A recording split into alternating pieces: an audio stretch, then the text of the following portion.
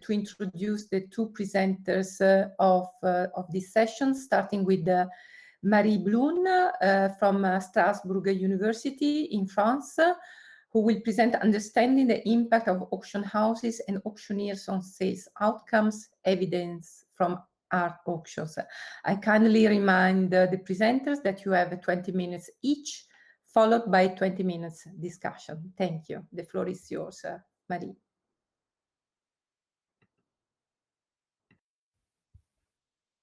Yeah, thank you. Can you hear me?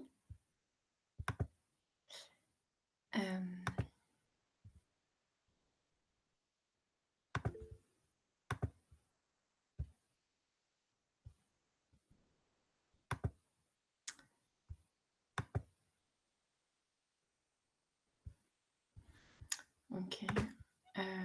I cannot share only my PowerPoint. I don't know why,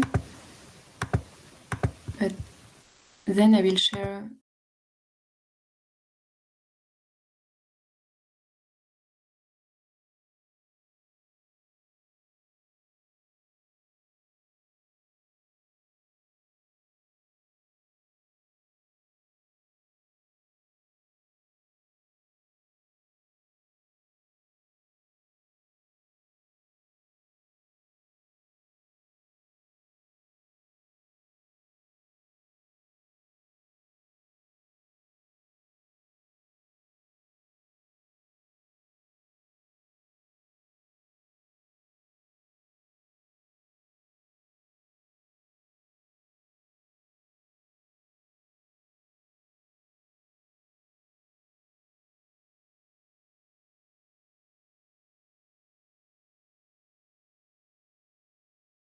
Of my head, I'm not just representing Christie's. I'm representing all the staff who've got a piece consigned. An awful lot of people go into the moment when I get up, and if I'm not on good form, all their hard work isn't maximized. So this auctioneer recognizes first the importance of marketing efforts in the auction house activity, and second, the importance of the auctioneer's performance when conducting an auction sale. Auctions host seems thus to be more than money-collecting robots. In this paper, we call auction house a firm that auctions at least partly on-site, contrary to auction platforms, which organizes online auctions. And we call auctioneer the human professional in charge of conducting oral outcry auctions. A large body of academic research has mostly discussed auction formats and revenues, sellers and bidders' behavior at auction. Less has been done on the auction sale intermediary, which is the auction host. Auction houses are independent businesses with their own interests that aim at maximizing their profits. This paper empirically explores the impact of marketing strategies implemented by auction houses and human auctioneers on first, the sale rates, second, the price realized at auction, and third, the difference between the realized price and the pre-sale estimated price. While this article draws upon two disciplines, marketing and economics, that both enrich our understanding of auctions, this question will be answered from a marketing perspective. I will now present a quick literature review on the hypotheses. In many studies, no distinction is made between the seller and the auctioning agent, or this latter is considered as a passive intermediary between the seller and the potential buyers. Yet, an auction host can take several actions that can have an economic impact. Previous studies have mostly focused on the rules governing auction sales that are chosen by the auction host, such as the auction format, the level of buyers and sellers' fees and commission rates, and the presence of penalties or guarantees. But once the rules of the auction sales set down by the auction host, all pre-sale activities remain, which are the concrete and daily work of the auction houses and auctioneers. Auction houses have organizational and promotional tools at their disposal prior to sale, while auctioneers can use different kinds of interventions when conducting auction sales. This has been little investigated and is thus the subject of this research. We can find some rare variables related to these aspects tested in a few studies. For instance, higher prices are observed when there is an illustration in pre-sale catalogs, or the longer the lot description is. See, for example, Cinefra et al. In 2019. It is undeniable that these marketing efforts require time, energy, and therefore increased costs for the auction house. So we hypothesize that first, organizational efforts have an impact on the probability of sale and final auction prices, and second, that promotional efforts increase the likelihood for an item of being sold and fetching a high price. Moreover, the impact of human auctioneers' actions throughout the auction sale on auction outcomes have not been empirically studied in past research. Ducaros et al. In 2016 shows that in-process promotion sent by auctioning platform have a positive effect on final auction price, confirming that bidders' valuation are impacted by the market environment in online auctions. This leads us to our third hypothesis. The different contributions of human auctioneer during the sale increase the propensity for an item to be sold and/or to reach a high price. I will then detail the data and methodology. About the sample first. Our dataset includes 1,100 artworks auctioned between March 2017 and May 2018 in Paris and Brussels by 6 different auction houses and 7 auctioneers. We include sold and unsold lots in order to avoid any selection bias. And we compile this unique dataset by collecting by hand all information. To do so, we use pre-sale catalogs published by auction houses and video recordings of auction sales. Regarding the variables now, our dependent variables are threefold. First, we have the probability of sale, which is a dummy variable equaling 1 if the artwork is sold and 0 if not. The price, including the buyer's premium, and the price estimate ratio. In order to test our research questions empirically, we constructed 3 groups of explanatory variables regarding the sale organization, the lot presentation, and the auctioneer's behavior. So regarding the sale organizations, we have 7 variables, such as the number of competing sales in the month, the sale size, the number of lots from the same artist, and the presence of multiple items lots. Regarding the lot presentation, an auction house has 3 means at its disposal to praise lots, which are our 3 variables: the size of the lot illustration, the presence of an in-depth introduction, and the presence of a positive comment in the catalog. Finally, we account for the auctioneer's behavior.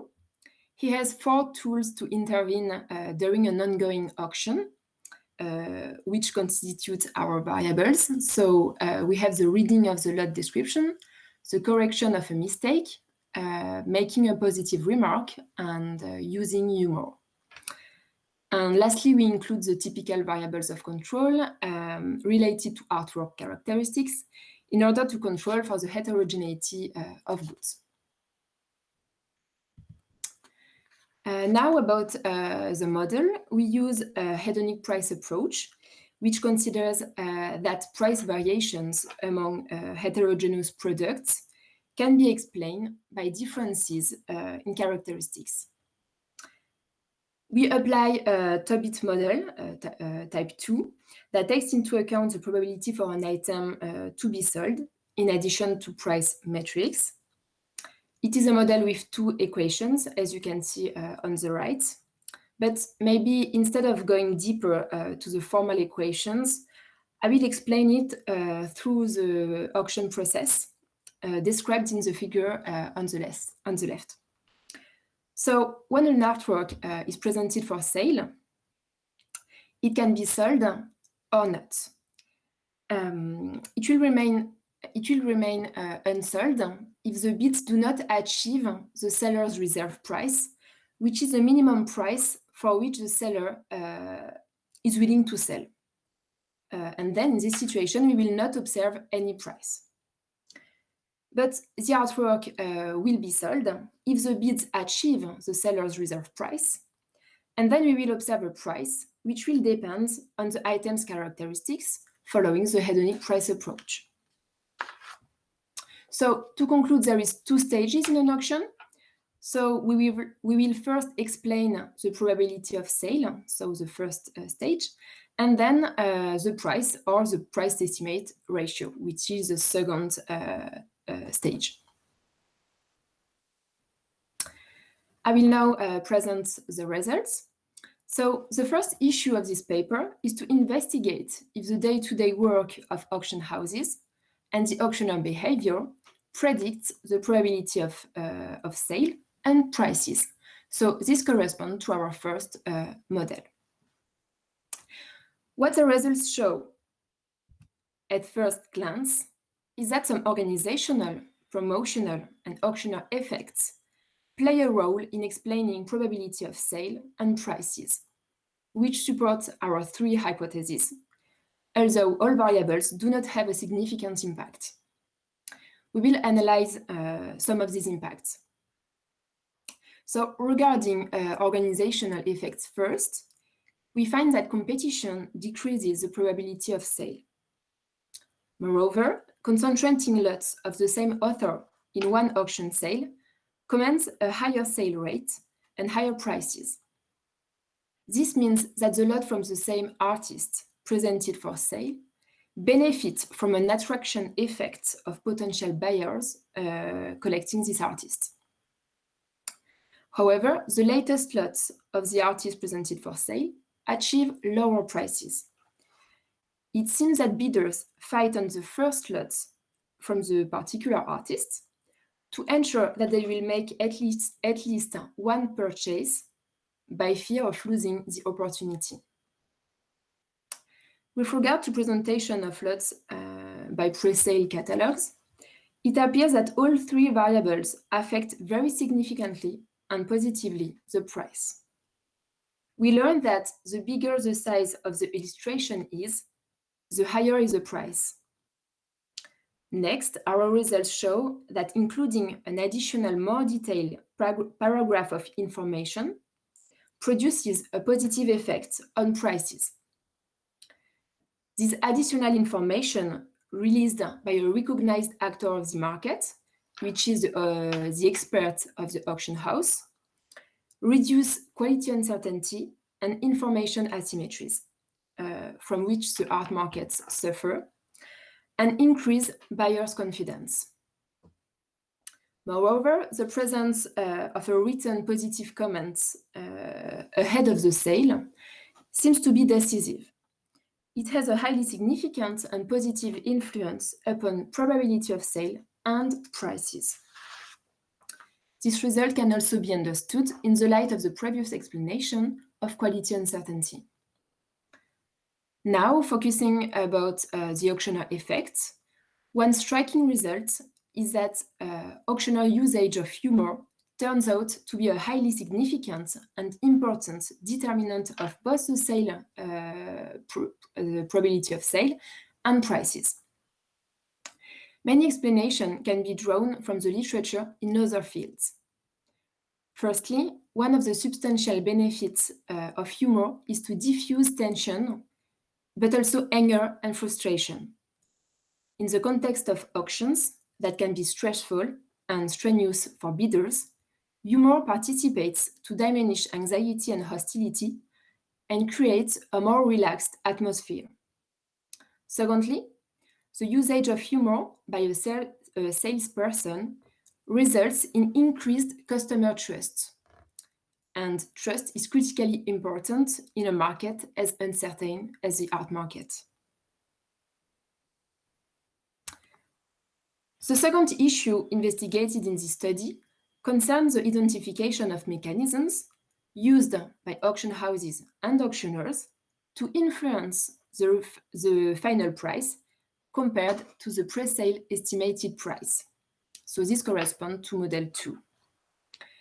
Indeed, prior to the sale, auction houses experts provide a low and a high estimate of the lots.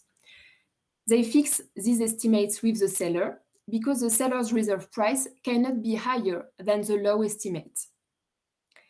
We analyze the ratio, which measures the spread between the mid-estimate, so the average between the low and the high estimates, and the realized price. When positive, this spread is a pleasant surprise for sellers whose item sells over the mid-estimate. Consequently, sellers become more likely to use the auction house's services again, which in turn should result in increased sales and profit levels for the auction houses. Our estimations show less significant organizational and promotional effects on this surprise ratio than on prices. But the most striking result of this second model is undoubtedly the clear and highly significant impact of the auctioneer behavior on this ratio. Contrary to pre-sale information that can be anticipated a long time ahead of sale, auctioneers' intervention occur only over the course of the auction. The auctioneer is therefore better able to handle and create surprises. It appears that the auctioneer is selling a pleasant auction sale experience to bidders, and that this enjoyable dimension of the sale is integrated in the bidder's utility function. To conclude, we provide the first study dedicated to the examination of the impact of auction houses' organizational and promotional strategies, which are information-based factors, and auctioneer behaviors, which are behavioral factors, on different auction outcomes. This research brings a more comprehensive understanding of bidders' behavior, the mechanisms through which auction houses and auctioneers affect outcomes, and the functioning of live auction markets. The auction houses' effects detected here provide some guidance as to the organization of auction sales and the promotion of lots in order to maximize revenues. The auctioneer has a prominent impact on outcomes, and her or his role of salesman appears to be crucial in selling an entertaining experience, which highlights the usefulness of humor training programs for auctioneers. I thank you for your attention. Thank you very much for the presentation and for your perfect timing. Now, I would like to invite our second and last presenter of this session, Tom Simpson, from the University of Western Australia, in Australia, so far away from Europe, from Central European time. Tom, I hope that in the meantime you were able to fix your presentation technical issues. And I kindly remind the audience that we will collect your questions and comments for a final discussion of the two presentations altogether. Tom, are you there? Excellent. Hi, my name is Tom, and today I'm going to be talking to you all about inefficiencies in art auction reserve prices. Now, before we go into specifics, I want to provide some broader context to today's topic. The following is actually a passage from my PhD thesis. It is commonly held that commerce and art are incompatible. There's a perception that's both inaccurate and ahistorical. What is new, relatively speaking, is the art world's inherent embrace of its own commodification. From the Sotheby's Art Index, excuse me, sorry, Tom, to today, interrupt you. vast armies of assistants churning out the endless streams of mass-produced spot paintings. The last 50 or No, it's okay, Thomas, you can go. The problem is resolved. so years has become an area in which greed became form, as curator Francesco Bonami put it. I think we all recognize the aesthetics of commodified arts, and there's nothing historically new about using fabricators and assistants or producing printed multiples in large numbers. But what is new is, I think, the aesthetic embrace of this commodification by artists. And this is paralleled, I think, by the financialization of the discourse that surrounds the art market. Here we see a particularly egregious example from George Bagelist. Essentially, it's just saying, you know, if women artists don't sell very well, can only mean that women artists aren't very good. The market doesn't lie, as he put it.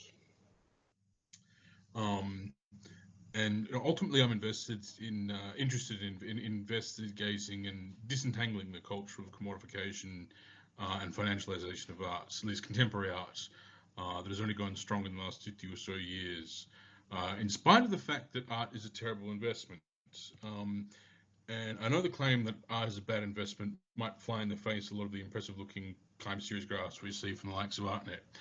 But the reality is that the returns are always pretty terrible when you factor in things like transaction costs, just surpassed in auction, you know, via Heckman methods, or use Bayesian methods to adjust for the huge amount of art that is sold once and then never comes to market again.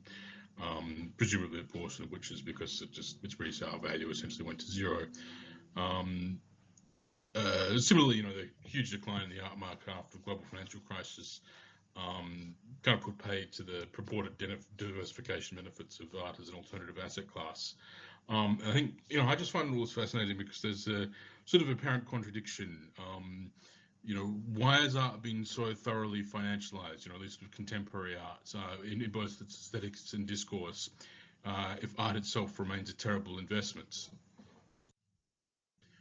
And I just want you to keep, all of you to keep this in mind with regards to the topics being discussed today, which can maybe seem a bit dry and dull in isolation, but I do think they form an important part of a larger story. Now, this slide might seem a bit silly, but I think it illustrates one obvious part of the art world's producer-consumer dichotomy with which we're all familiar. Now, art might generally be a terrible investment for purchasers, but Jeff Koons obviously hasn't done too badly out of it. And here are more individuals and institutions which stand to benefit in various ways from the commodification of art. This holds true even if art itself remains a terrible investment for the average investor. And here are some more peripheral participants in the art market. I'm sure we're all familiar with a lot of these as well.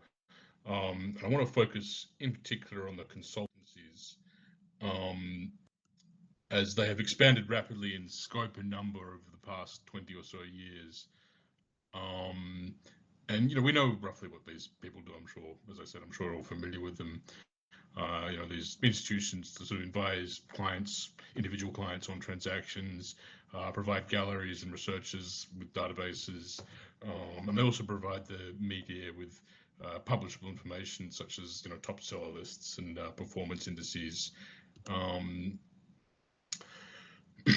C50 Index by ArtNet is one of these well-known indices, and it pops up, you know, once or twice a year in The Economist. It's pretty widely reported, and you know, as you can see here, it looks sort of like great performance relative to the stock market, which is sort of interesting because it's rubbish.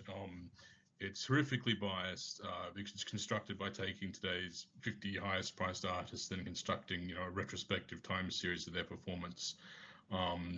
And yeah, as I say there, this would be very different if it was done the other way around. We took the highest priced artists from 30 years ago and then constructed a forward-looking performance index.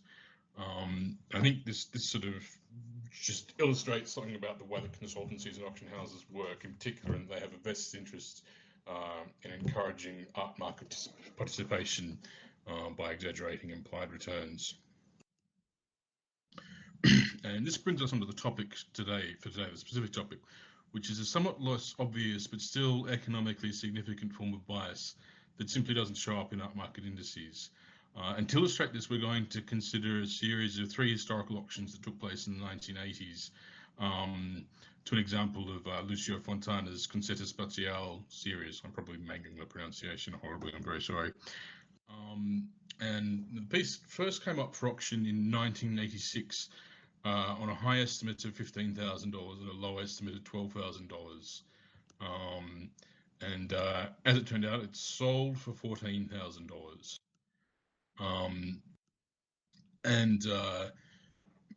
Then the buyer tried to flip the piece back to the market a year later, and the auction house actually predicted that the piece had depreciated in value since the previous year, and so they now provided low and high estimates of $12,000 and $14,000. As you can see, the second auction was passed in a high bid of $8,500. And we don't actually know what the reserve price is. You know, the reserve price is always hidden, but we know it was somewhere between the low estimate and the high bid. And this kind of illustrates another topic which isn't incorporated into art market indices at all. It's sort of the so-called burn effect, and it's described here by Beggs and Grady. In the art trade, it is often claimed that when an advertised item goes and sold at auction, its future price will be negatively affected. Such items are said to have been burned. And so really it's just the idea that this kind of public rejection of an artwork by the market will damage its future prospects at auction. So the burn effect sort of suggests that the passing at an auction will so damage an artwork's kind of inherent commercial value that it will not be able to be sold for a profit after it is, burned. I also want to use this these auctions to illustrate the efficiency of auction reserve prices.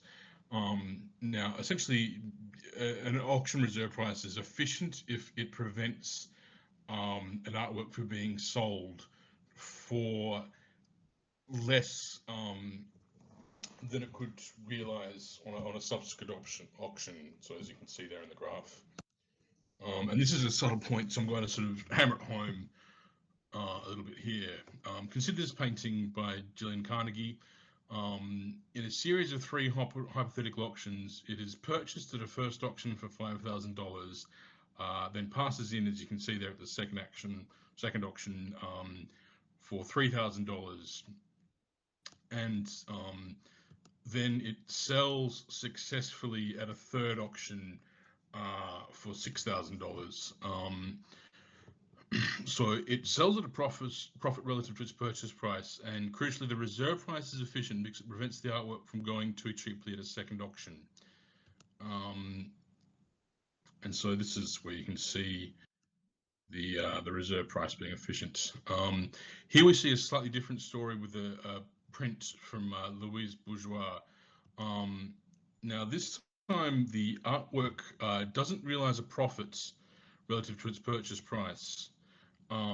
However, the reserve price is still efficient because it prevents the artwork from being sold too cheaply. So even though it's not profitable.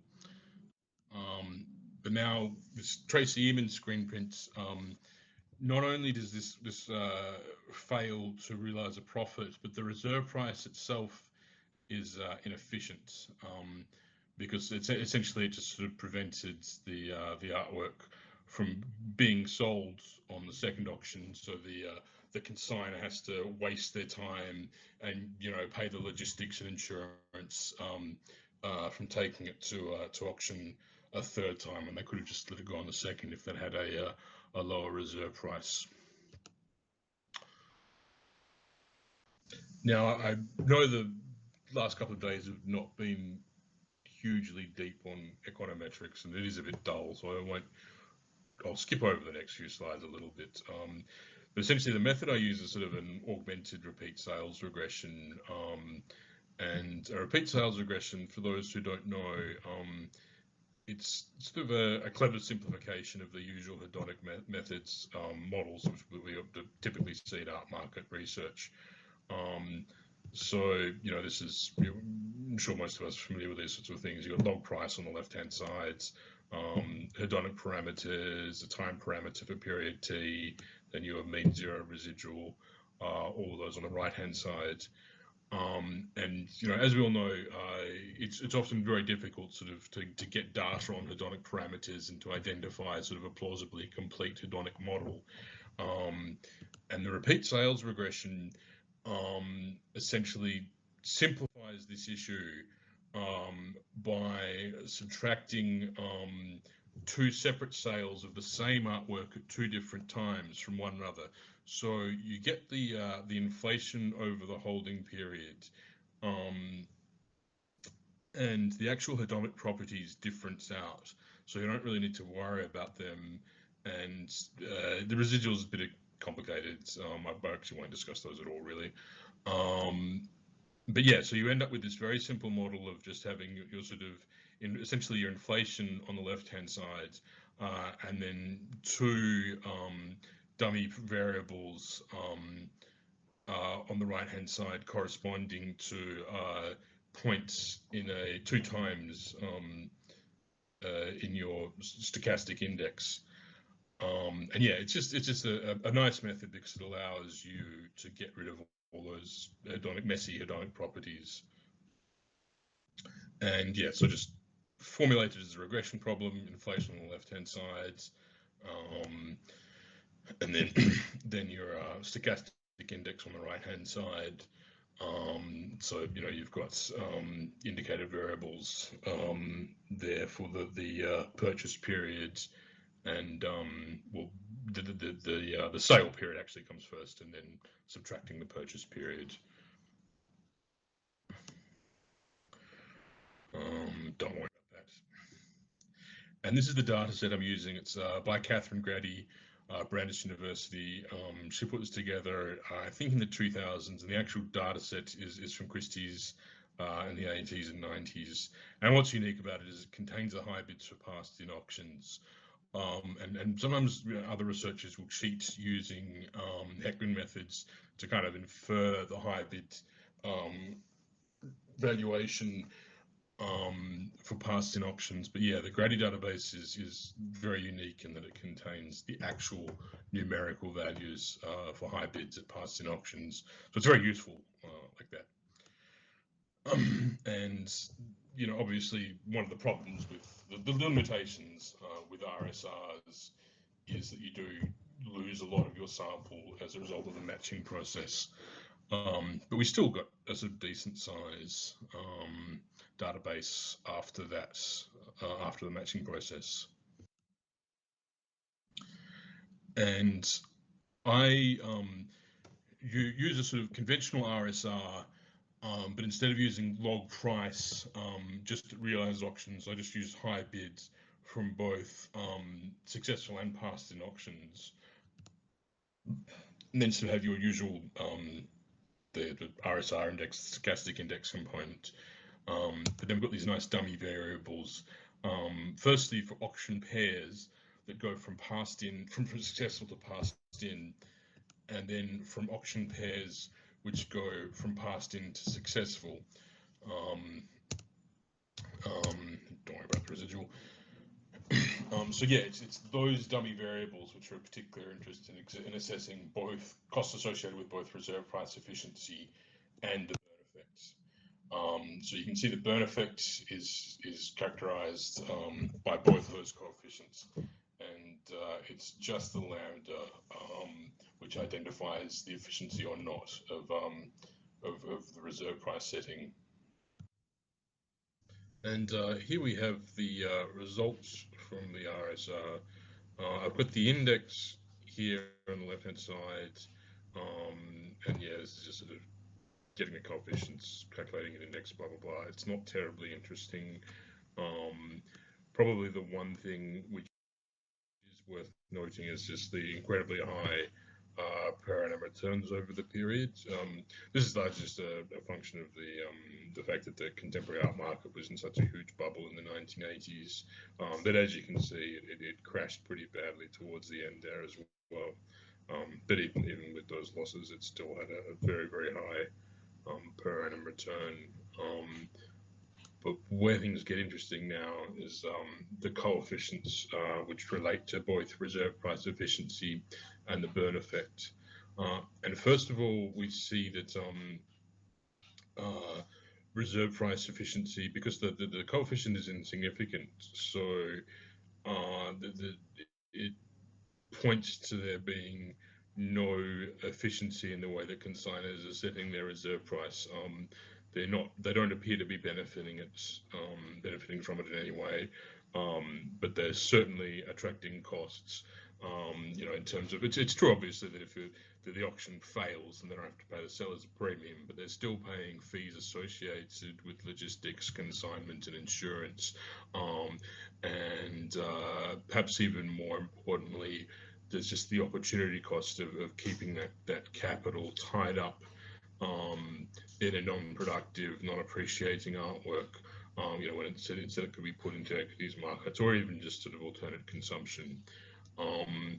And the burn effect result is actually interesting. It doesn't appear on the basis of these coefficients that the burn effect is real.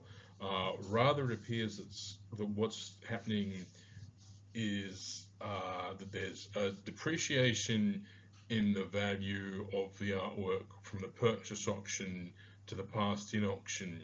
But then the passed-in auction doesn't actually appear to materially damage the market's valuation of the artwork. Rather, the damage is taking place, quote-unquote damage is taking place between the first and second auction. And this is actually it's interesting because the burn effect is sort of discussed. If you read the art market press, the burn effect is discussed in relation to art auctions, and like if they're reporting on a specific piece in an auction, I'll say, oh, that's badly burned. The commentators will say, that piece was badly burned. I wouldn't expect it to do very well in an upcoming auction.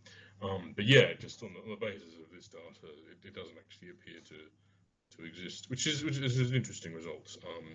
And that's sort of something, as I say in the paper, if you read that, it's sort of the first time this result has actually been shown. Anyway, sort of moving on to conclusions, it appears that while the burn effect may not exist, reserve prices are inefficient, and this is certainly a sort of hidden costs associated with art market investment. And obviously, if you never have an auction passed in, it's not something which will affect you as an art investor. But given that sort of maybe say a quarter of that's probably a slightly high estimate, but probably about a quarter of artworks in a given auction will pass in.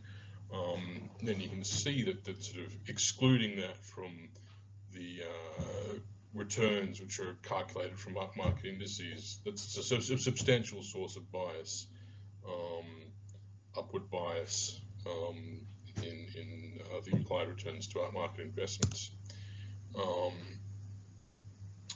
So yeah, the average consignor is essentially wasting their time by returning to market. They should just have a lower reserve price on the passed-in auction and just got rid of it then. And yeah, so it's a cost which is borne by the consignor.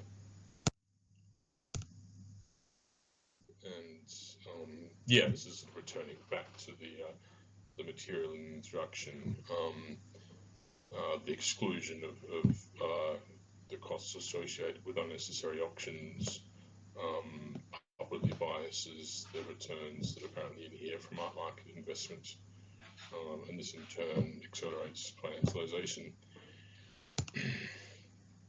And yeah, if you look at the paper, I didn't discuss in this presentation, but if you look at the paper, I also incorporate transaction costs into the RSR. It's a nice thing actually about repeat sales regressions, is that it's very easy to incorporate the art markets as a measure of transaction costs. Usually pay sort of 20% buyers premium, sellers premiums, so usually 5 to 10%. And RSRs, repeat sales regressions, are actually a great way to incorporate those kinds of as metric transaction costs.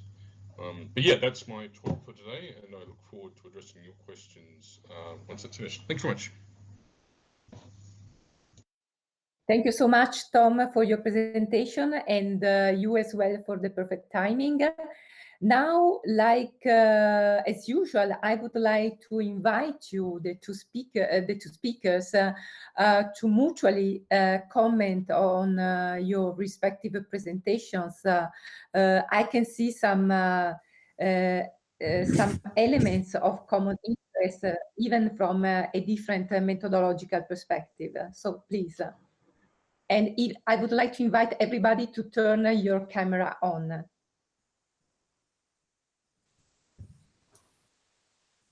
Yeah, I'm not sure. I really enjoyed that. I thought it was very interesting. Yeah, yeah, it's always interesting seeing behavior mapped out onto, yeah, just quantified like that. Yeah, I really enjoyed it. So not sure what to say beyond that, but yeah, it was very interesting. Yeah. And definitely, like, yeah, there were complementarities, I think, between what we were looking at. But yeah. Yeah, thank you. I really liked your presentation too, and I read your paper. So I just have some questions. Because you said that, so you conclude finally to say that the consignor has maybe paid too much for the piece on the purchasing auction, so the first time. I was wondering, do you have like the estimates, like the pre-sale estimates of the lots in your database? Because then, yeah, I do. Yeah. Yeah, you have them, because then maybe, as I did in my paper, you can maybe see if like prices for which they were sold were like significantly higher than the mid estimate compared to the other artworks. So maybe this would be also an interesting result.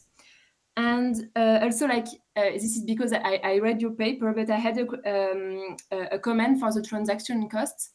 Sure, yeah. You include the transaction cost at the end and conclude that it is somewhat unrealistic to calculate premium for the high bids of the past-in auctions.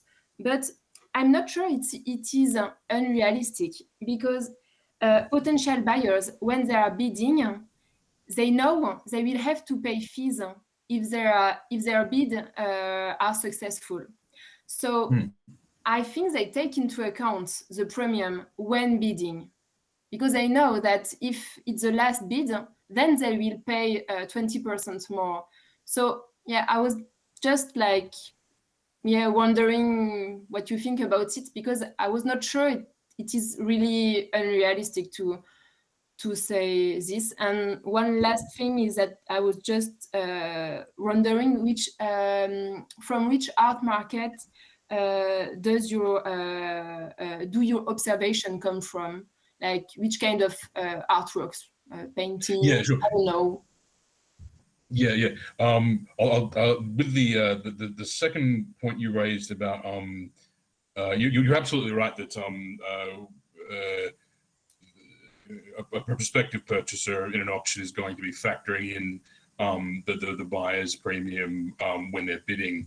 But I think when you're actually calculating the returns associated with, buying a painting, having it pass in, and then selling it on that third auction, when you're calculating the returns from actually holding a piece over that cycle, they're the premiums on the past in auction aren't really part of the returns associated with holding it. But it's a good point you raised, though, and it certainly is. It's certainly relevant to the behaviour of bidders in the past in auction. So that's I have to think about that some more. But that's an interesting question. And with regards to the market, it's contemporary. It was modern and contemporary, it is sort of a limited sample, and it's sort of what can you do. But yeah, it was modern and contemporary from Christie's, London, New York, 80s and 90s, including prints and multiples. So it's okay. Yeah, it's obviously it's not perfect. I mean, it's hard to hard to get kind of a complete universe of art market sales, but yeah, it provided kind of a decent sample of repeat sales, so it was still useful, not perfect, but useful, I think. Yeah. Okay, thank you. I can see that there are 2 hands raised, and Sophie, would you Sure. like to go first? Thank you very much to both of you for the very insightful presentations. I have a question for Marie. Actually, I have 2 questions. Have you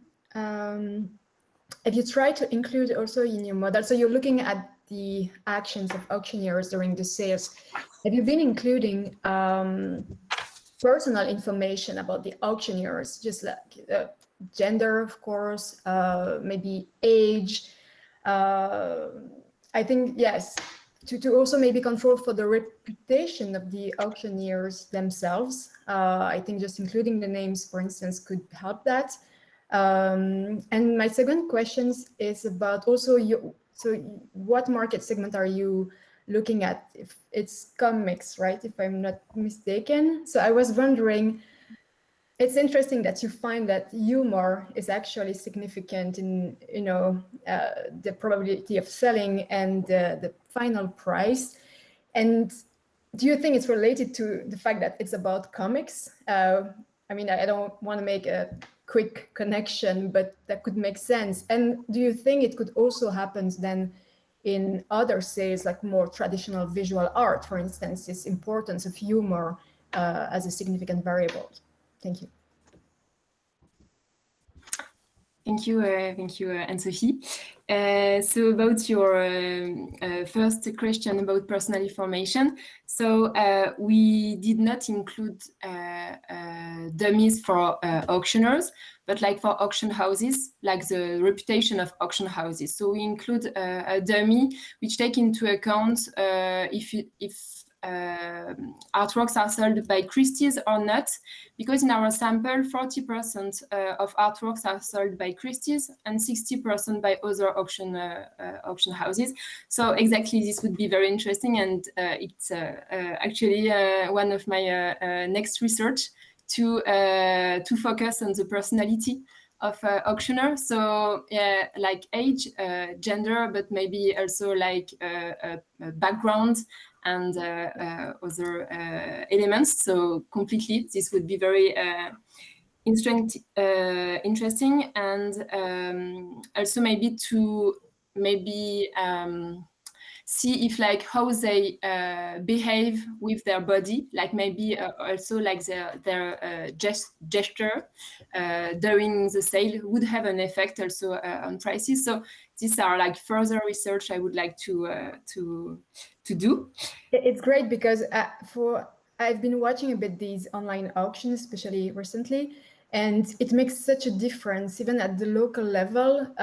In Flanders, I saw some auctioneers being excellent. Honestly, I cannot explain why they were excellent, but comparable to people at Christie's and Sotheby's. And I have been watching other auctions like that, and it's just terribly annoying, and it's very slow, and the dynamics are not there. So I'm pretty sure there is something about that that should be further discussed. And also, if we, there are also interesting things in the relationships between women and men in these auctions. Usually you have the auctioneers who is a male, and then you have the woman who is reading the lot or presenting the lot. And I've seen very interesting and sometimes questioning relationships like that during the auctions. So that would be definitely interesting. And yeah, sorry for the second question, maybe quickly with the... Yeah, completely. And also like how the auctioneer behave during the auction, like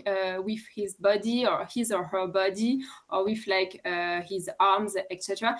There are many sociological studies about it. So like one further research would be like to use like sociological research on auctioneers, and then to see like on the price, does it have an impact? So yeah.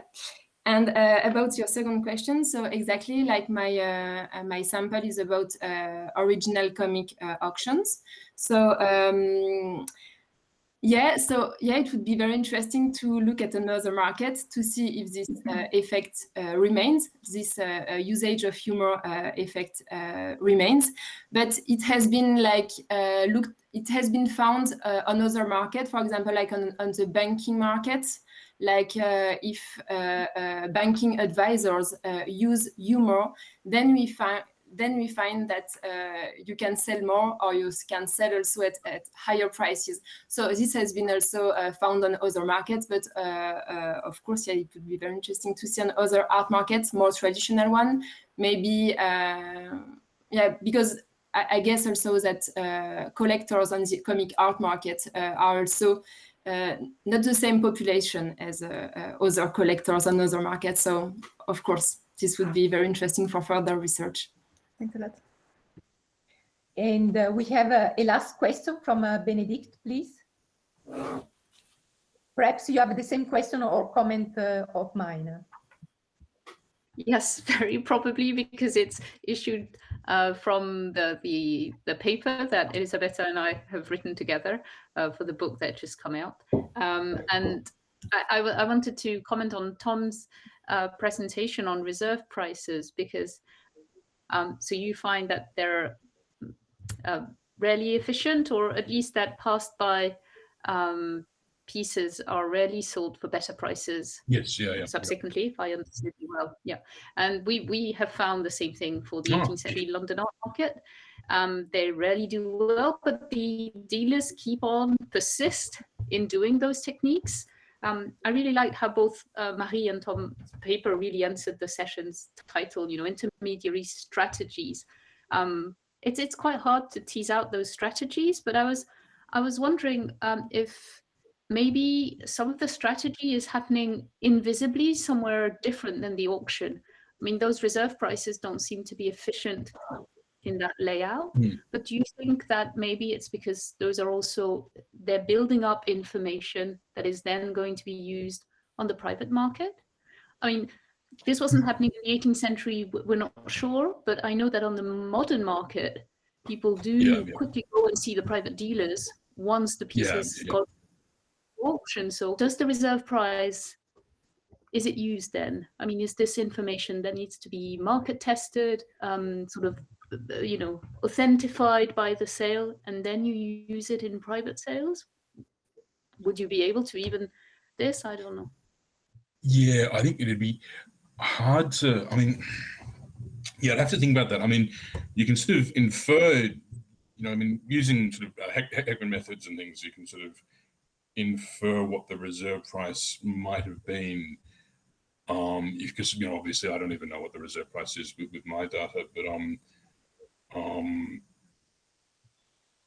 you'd need to sort of know what the reserve price was, and then know if an artwork was taken to the private market after failing at auction. And as you said, I certainly know that happens often very, very, very quickly after a failed auction sometimes. But actually getting data on that, I think, would be very difficult. But it's a very interesting point. Yeah. All right. Thank you very much. Well, I had also a similar question for Marie, because at least from a conceptual perspective, because you included information variables about the sale conditions, and I refer in particular to the lot number in sequence as an organizational value, while I would have included in the presentation group of variables, but we can perhaps at a later stage, because now I will pass the microphone for the further session to Nathalie Moureau. Thank you very much for your very interesting presentations and for the discussion. Thank you. Thank you. Yes, it was really interesting. Thank you.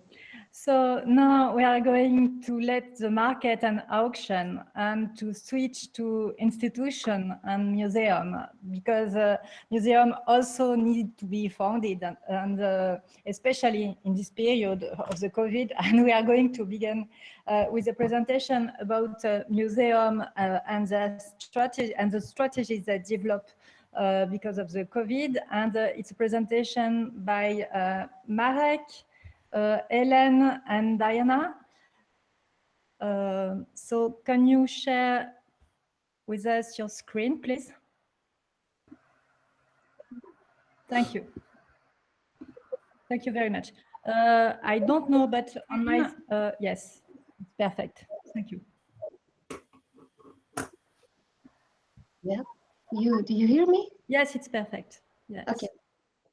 Thank you to the organizers. There is an echo. I don't know if we can prevent that. Thank you for the organizers. I wish I could say that it's lovely to be in Paris. I guess it's very lovely to be in Paris, but we are not in Paris. One of the funny things among our small group of 3 authors, we've been working with Marek for over a year now, but we never met in real life, and we were always dreaming of at some point we will be in Paris having a glass of wine. But unfortunately, not yet. Our paper is about museums' financial strategies. It's exploratory, as we are not even yet in a post-pandemic situation. Our approach is somewhat similar to what Ilde Rizzo did in 2010, reflecting on the future based on the past. So Rizzo suggested that the actions of museums before the crisis of 2008 could have provided evidence and hints of how they would behave after that crisis. So we argue similarly that the ways in which museums have started to reorganize themselves before the pandemic can give hints of what will happen in the future. But the difference between now and then, when Rizzo wrote her chapter, is that we have had another financial crisis hardly 10 years ago, which we just overcame. So that can play out in a number of ways. For example, we can build on the lessons learned from the previous crisis and continue working in a similar direction. But another line of thought is that we have exhausted our resources already during the previous decade. So it remains to be seen what is going to happen. In terms of museum funding, what we know first is that sponsorship-related income is sensitive to business cycles. So a change in sponsorship aptitudes in both quantitative and qualitative ways can be expected. This may include a reorientation of private money towards activities that have a more social earmark, and then the question is whether or not those activities will be within or outside of the museum field. Second, it is also known that households spend less in economically challenging times. They also travel less, which has an impact on museums. But that could be different now compared with the previous crisis, because individuals may want to compensate during and after a summer of freedom with a large demand for tangible experience and traveling. Also, and generalizing, but quite a large proportion of people have not yet been harmed financially from this crisis. They have spent less than normally, so they may have buffers that could also benefit the museum sector. So thirdly, different from previous crises is public funding. Public authorities in many countries already foresaw huge budgets to keep the sector going, even with closed doors. And probably this will not keep on happening, as also expressed by Françoise Benamou recently during a webinar. She said that public authorities will not be able to cover all the losses that museums are suffering, also not subsidized museums. And museums will need to find new funding strategies. And then last, less predictable, is how individual and not-for-profit private funders will react. It could be expected that contributions of private foundations crowd in when public support does not suffice. And equally, similar to other funders, they will prioritize, possibly requiring a clear societal impact of the destinations of their funding. So in the present paper, we look at countermeasures to this crisis, but countermeasures at the revenue side, not at the cost side, which is another strategy. We look at new, not so common strategies. Our paper is an exploration, not based on systematic data collection. It's also not a test of anything, but what we want to result in is a careful inventory. We have already gotten some inspiration yesterday, and we look forward to any of your suggestions. The questions that we want to address with this paper are first, what are the lessons learned from the previous crisis? What are the trends in relation to funding and financing of museums that we can already observe?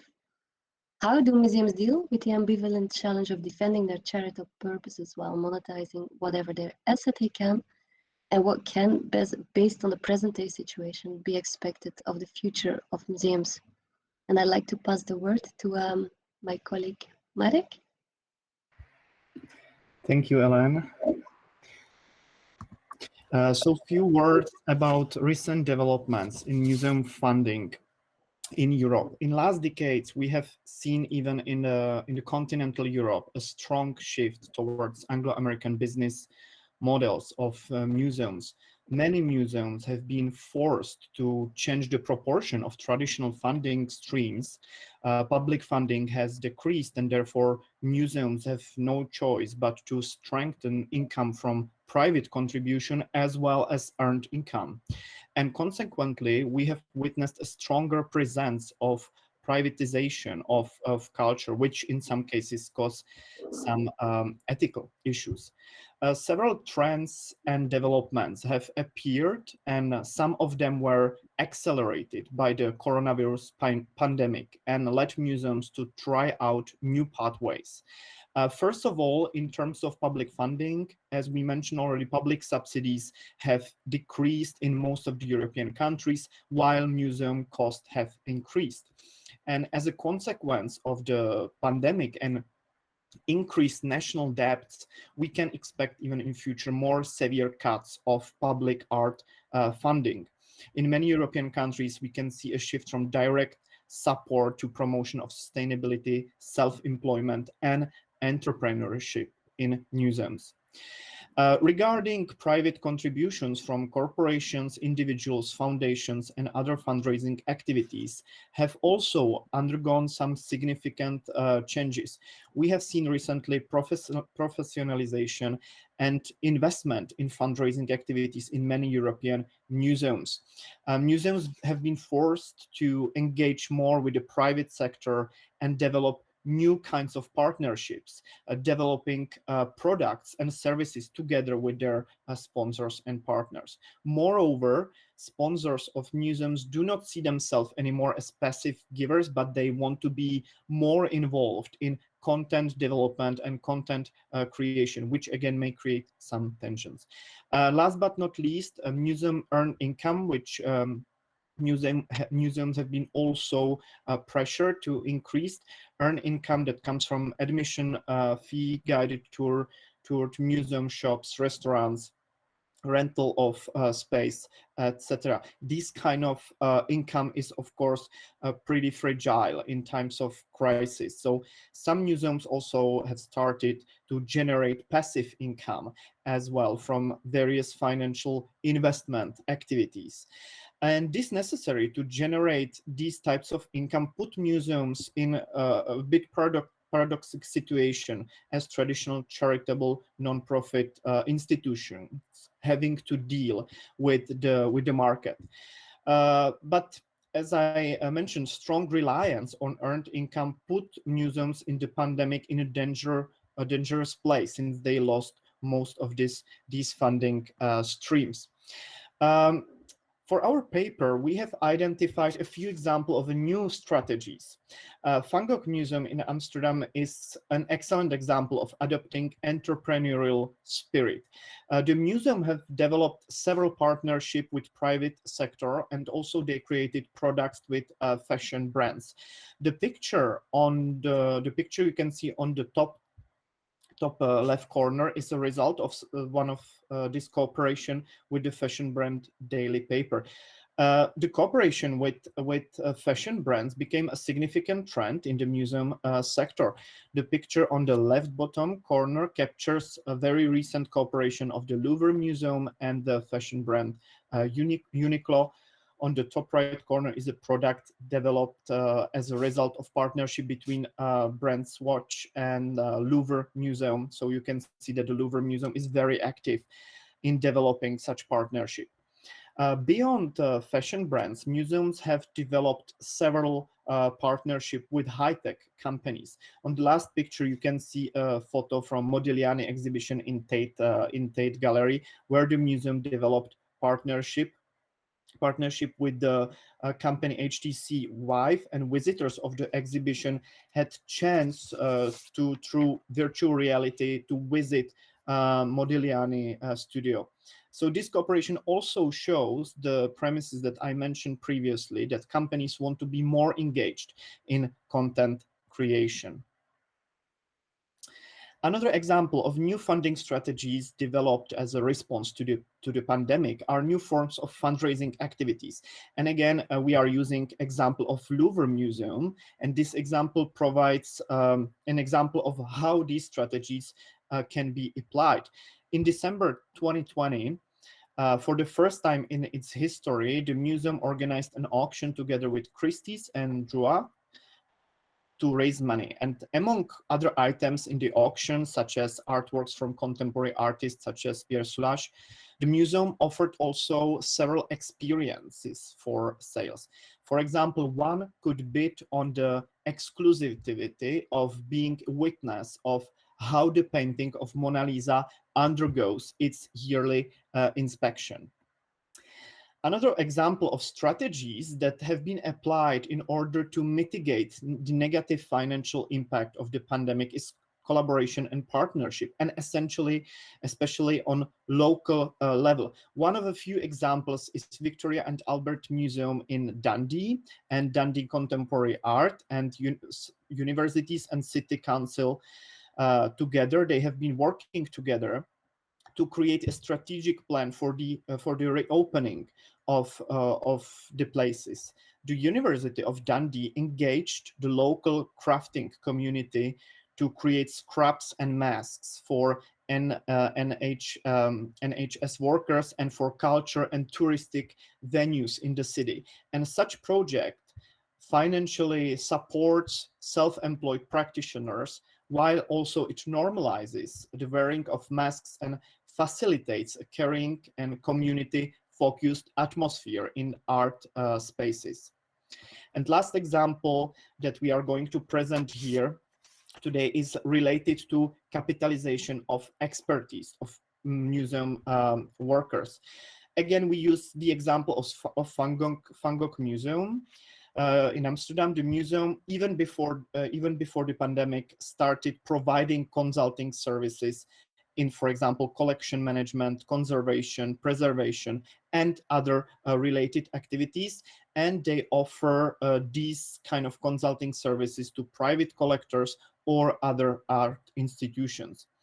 The COVID-19 pandemic has catalyzed this trend even more. And some other museums, for example, the National Agriculture Museum in the Czech Republic, provided virtual cooking classes. Other museums have provided online art history classes, etc.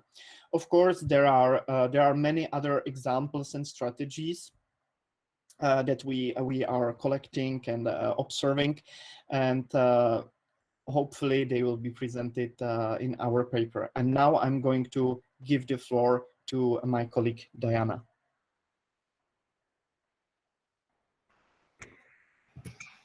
So we identified 3 coping strategies of how museums have dealt with the financial challenges during the pandemic. And we approach a museum's financing and funding strategy on the basis of 3 dimensions. First is financial management includes strategies planning on the composition of the funding mix. The funding mix is reflecting museums' values, purposes, and mission, as well as its preferred business model. However, it also mirrors the interest of key stakeholders like visitors, public authorities, or private funders. Equally, the funding mix depends very much on country-specific conditions, for example, traditions in public support. It also depends on the path dependency of the particular museums, which is, for example, the size and scope of the collection and building that requires maintenance costs. Marek, could you please go back to the slide to the first slide. Thank you.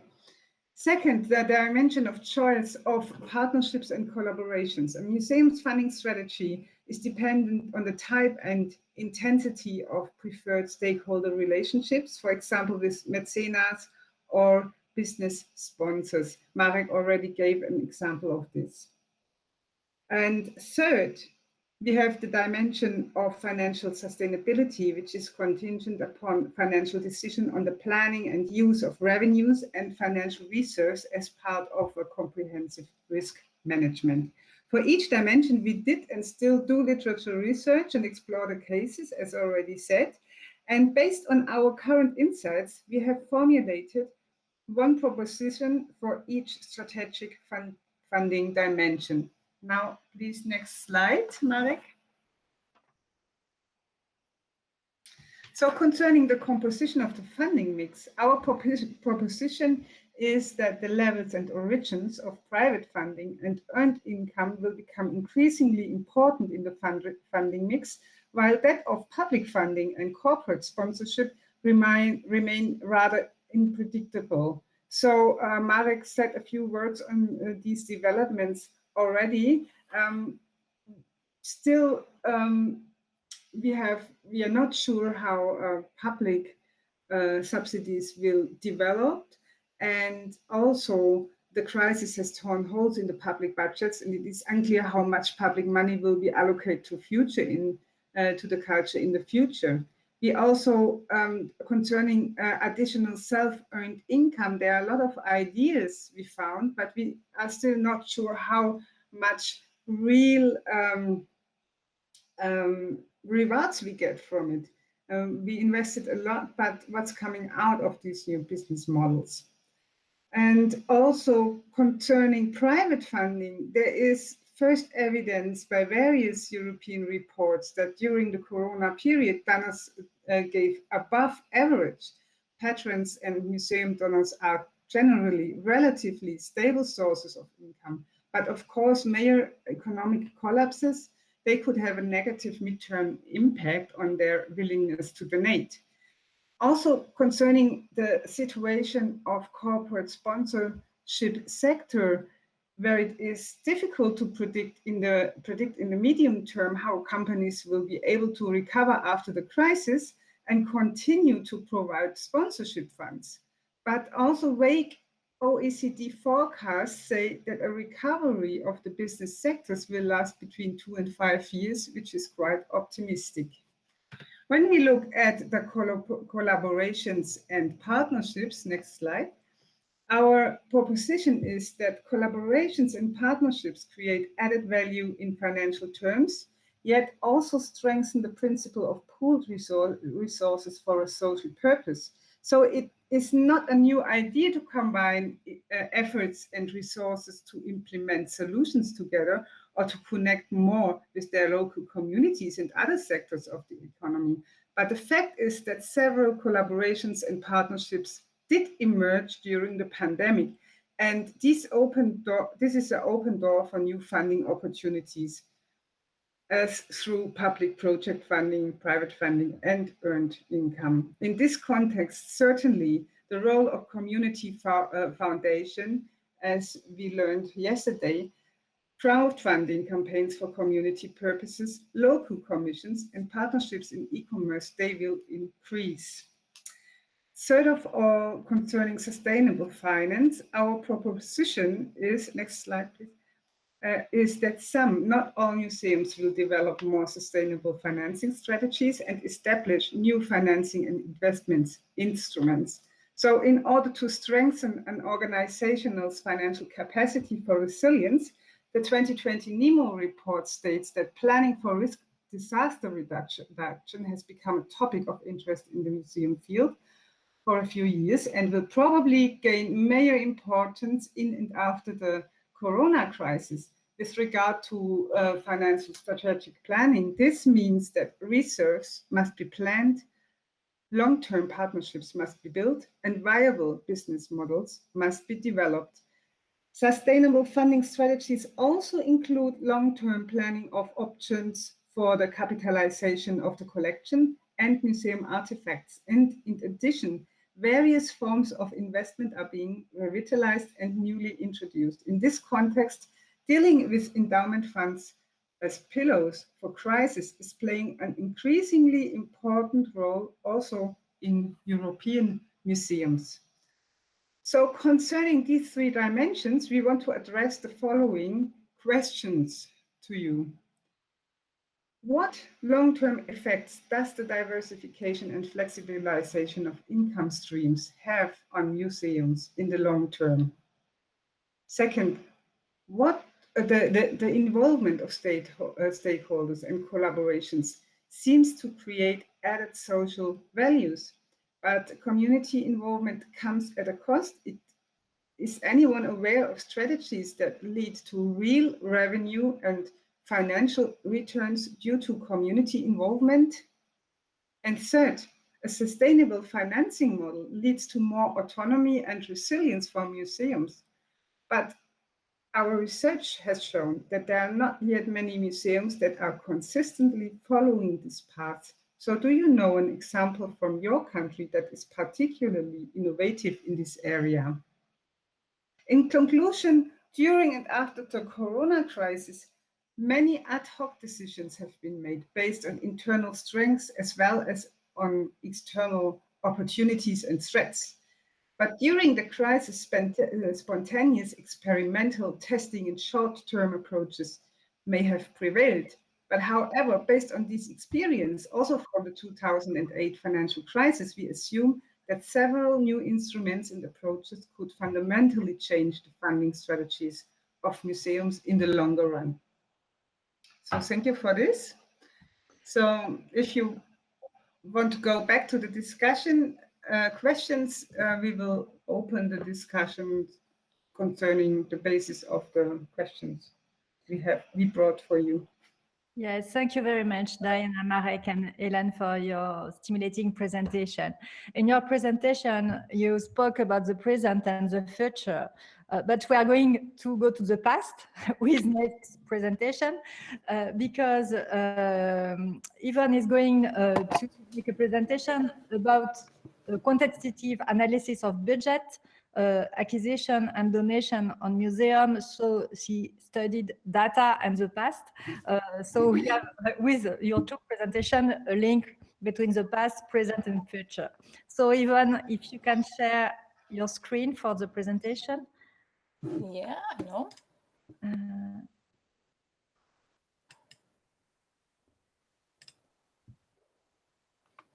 Yes, it seems that it's okay. Yes, perhaps you can enlarge your screen. So you can see or not? Yes, we can see it, but on a small size. So if you can have a larger screen, it will be better, perhaps. Okay, so just wait. It's not easy. No, maybe this one. Is it better? Not really. The first version was okay for the YouTube live. The first was okay? Yes, please. Oh, sorry.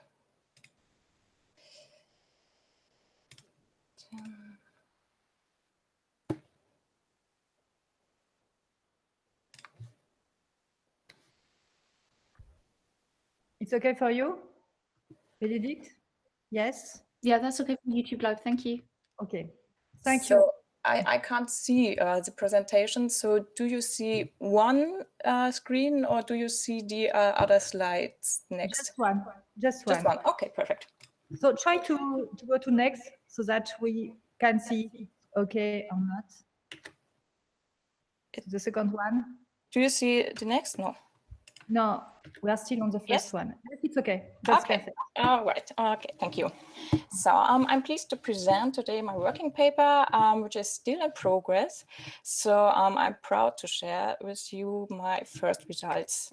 So everyone talks about money, whether in private or in business, but hardly anyone publishes exact facts.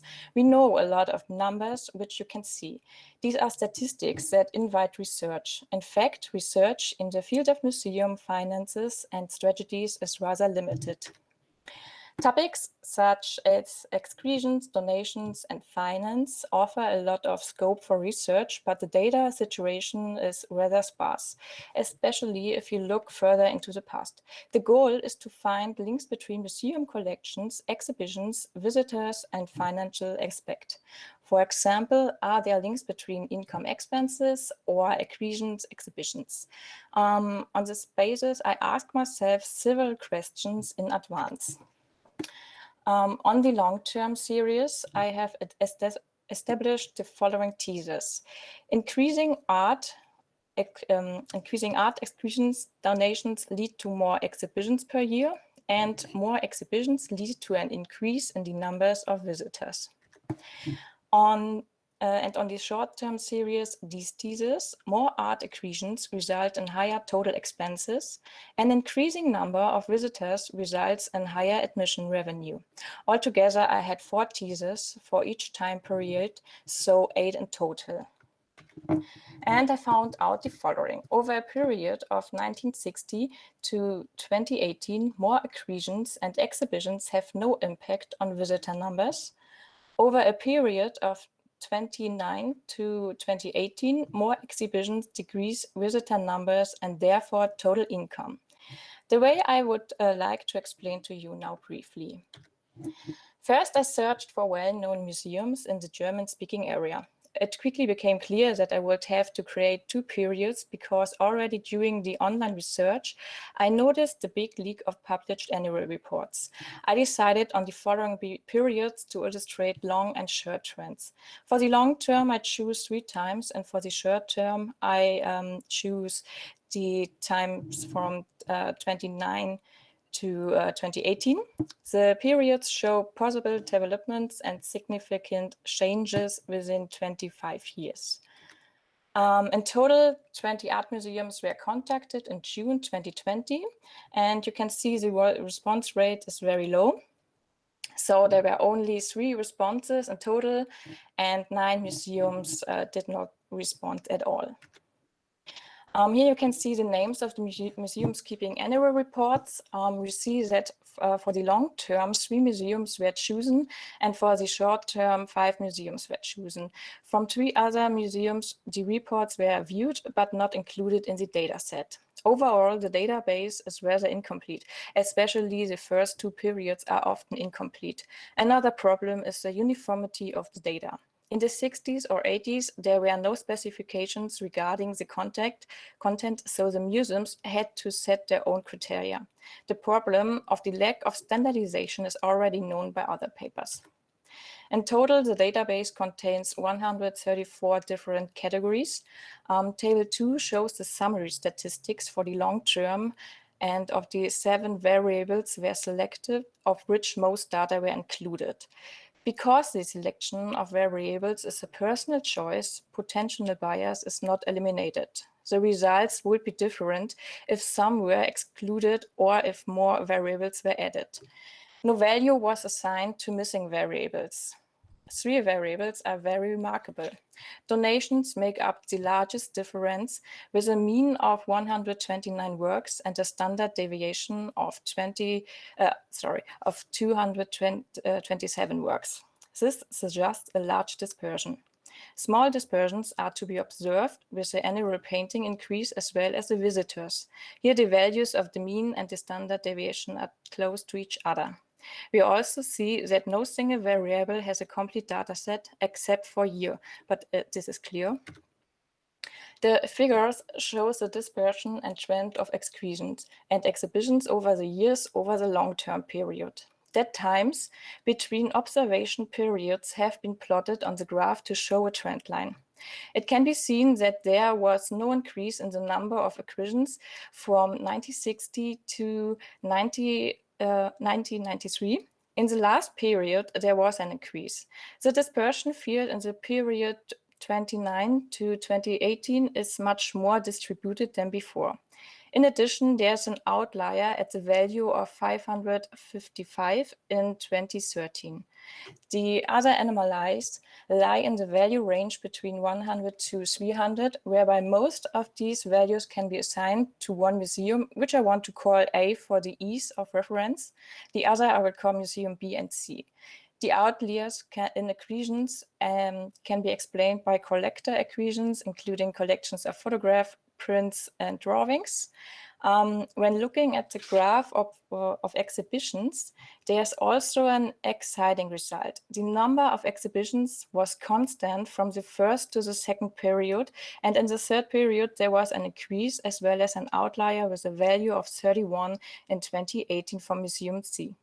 The increase in the years from 29 to 2018 can also be attributed to Museum A, as in the 80s, only the exhibitions of the painting area were counted, while from 29 onwards, the total number of exhibitions of all areas like paintings, engravings, sculpture, and so on was listed.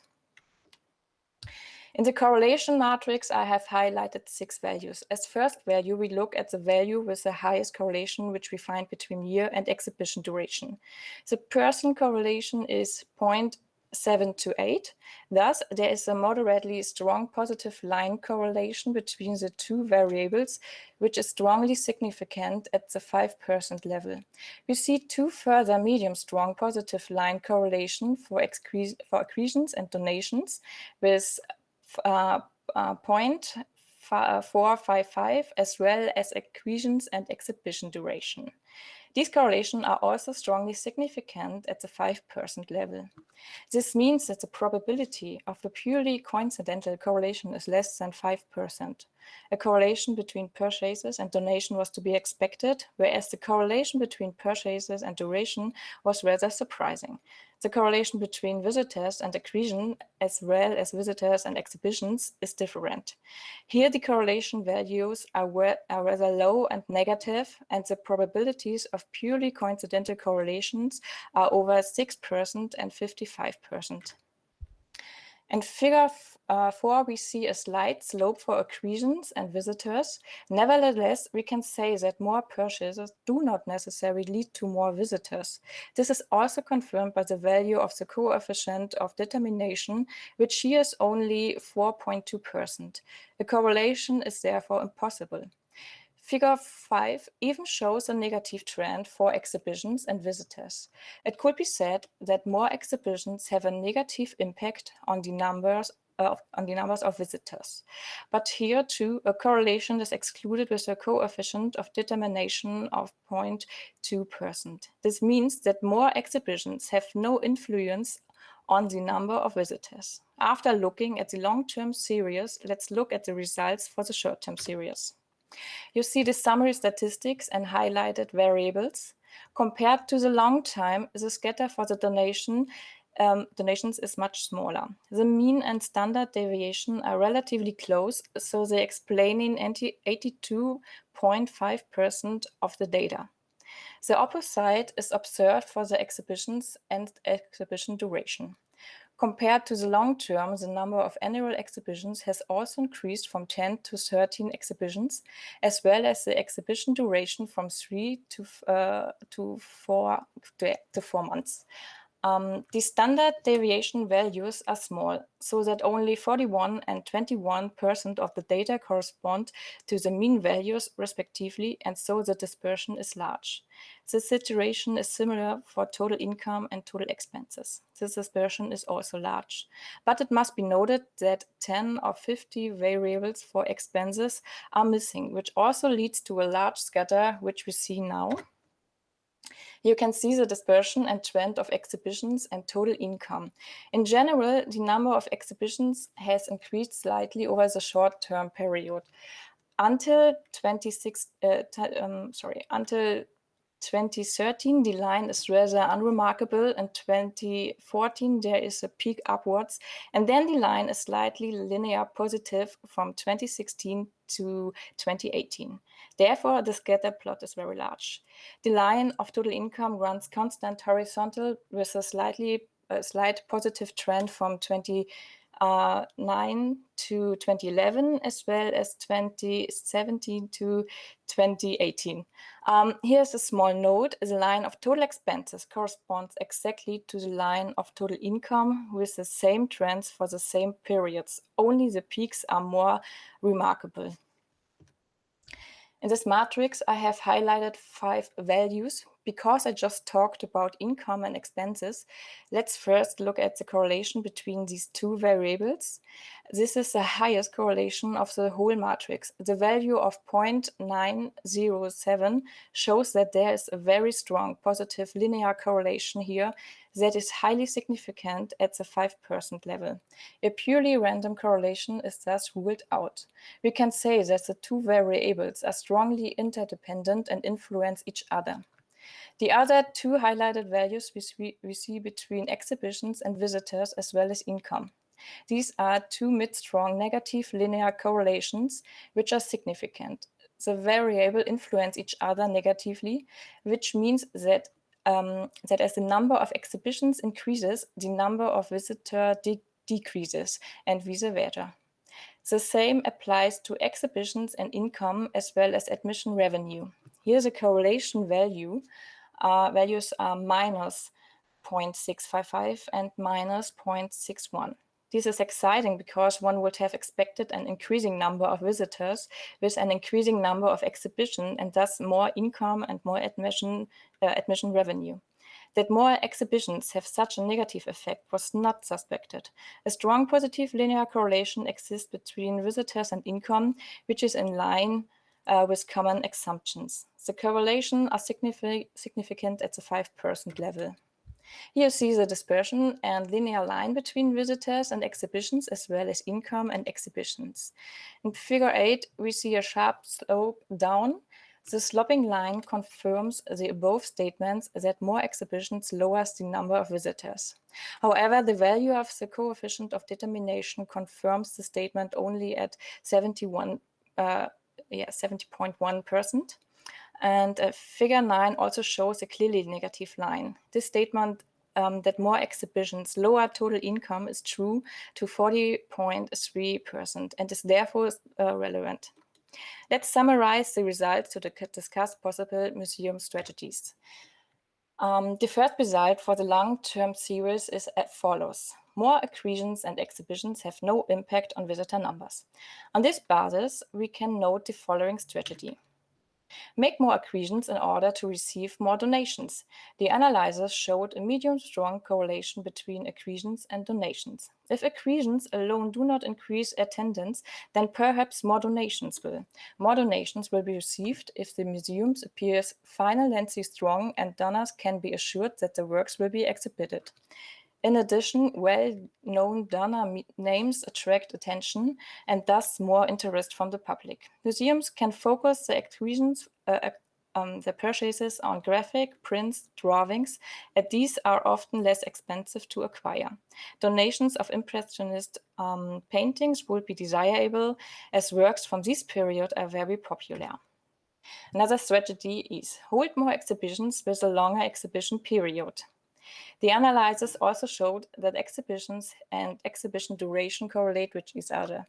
By holding more exhibitions for longer periods of time, more visitors can be reached and costs can also be saved. Costs can be saved as fewer exhibitions renovations are needed. Longer exhibition durations mean that fewer loans from other museums need to be organized, which also keeps costs down. Well-known artists and their masterpieces are crowd pullers. Art lovers want to be stimulated again and again. Therefore, it makes sense to present works by superstars such as Da Vinci's Mona Lisa, not only in the permanent exhibition, but also to reconceptualize them. One idea would be an exhibition about the development of portraits.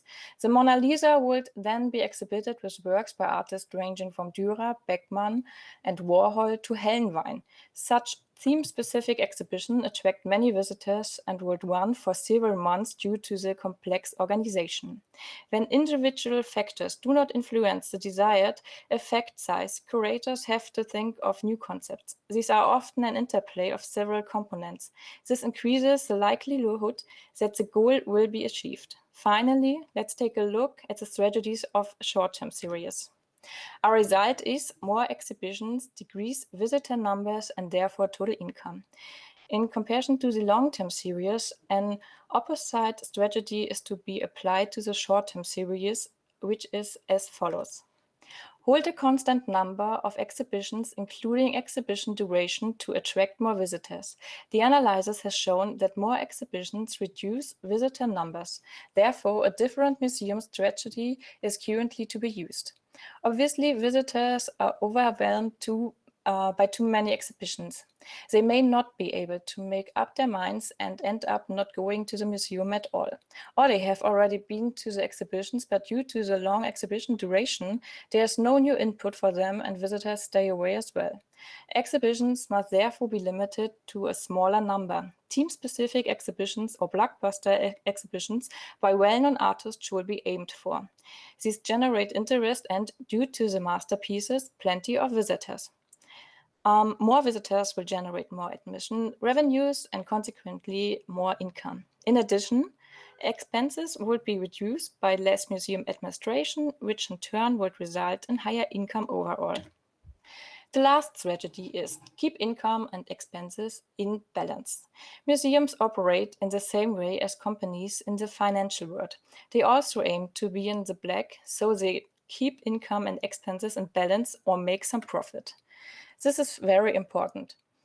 Of course, museums have expenses like administration, museum operations, staff, and so on.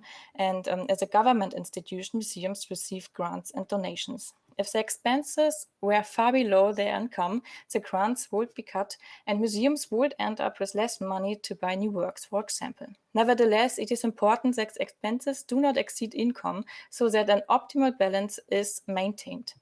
Of course, further strategies can be developed from the data, and I thank you for your attention. So thank you, Yvonne, for this really rich presentation. I'm sure it will raise a lot of questions, but it will be for later on. Now we are going to listen Leandro from Brazil, and I think that the title of your presentation has changed slightly from the information we gave previously. So I let you present your paper, and it will be also about museum and architecture, but slightly different from what you plan. Okay. Okay, thank you, Nathalie. So I'm sharing my screen. Yes.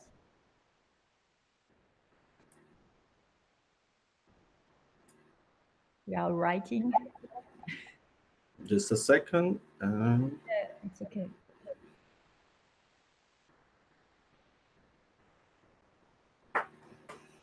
Perfect. Thank you. So it's okay? Yes, it's fine. It's fine. Yes. So thank you for having me. It's a pleasure to be here and share my PhD research in progress. We are now talking about Itamaraty Palace in Brasília. So, like a monumental volume in the landscape of Brasília, Itamaraty Palace was designed to be a symbol of Brazil overseas. This is because it is the headquarters of the Ministry of Foreign Affairs, but also because it materializes through its edification and speciality, the national identity of a modern Brazil. This project by architect Oscar Niemeyer is where the relationship between art and architecture performed in Brasília at its best. When compared to other projects in the country, contemporary or previous one, it harbors a unique set of works of art integrated to architecture. This set is special for its quantity quality, diversity of materials, and especially for the diversity of artists. The collection is composed of 225 artworks, of which 28 are integrated with architecture. We are talking about murals, frescoes, and sculptures. Here, my focus is on this artwork as a group, not as individual pieces. Oops.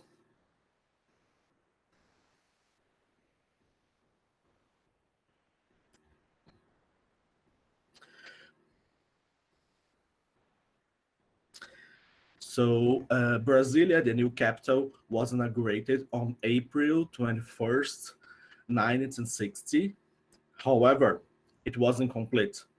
Only a few infrastructures and some of the main buildings had been built, like the Presidential Palace and the Congress. Works continued for many years, during which political activity was split with former capital, Rio de Janeiro. Before 1970, none of the ministries fully operated in Brasília. In fact, the Minister of Foreign Affairs was the first one to establish there. My research argues that the works of integrated art in this palace actually represent an interesting and quite unique set because they were conceived in a practically identical period by arts of different generations, groups, and movements. This is unlike what is seen in other Brazilian buildings of that time.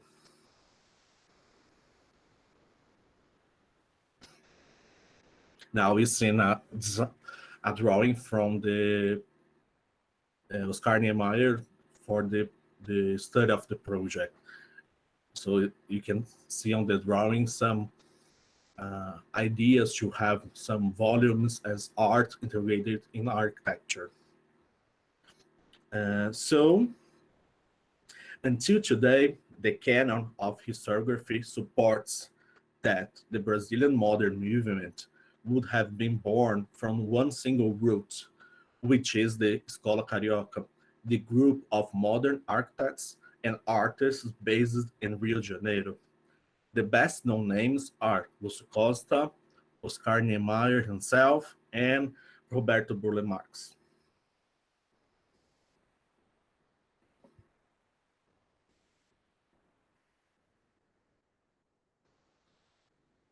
As will be demonstrated, Itamaraty allows us to call this into question. Oh, sorry. The canon argues that integration between the two fields, architecture and arts, would have taken place from and within a very limited group of professionals. As will be demonstrated, Itamaraty allows us to call this into question. The palace challenged the very idea of homogeneous image of what modern national identity should be. My analysis will point out how this art collection contributes to the formation of what can be called a palace museum. Itamaraty can be seen as a vertex and, as I propose, the cleavage point of the synthesis of the arts in Brazil.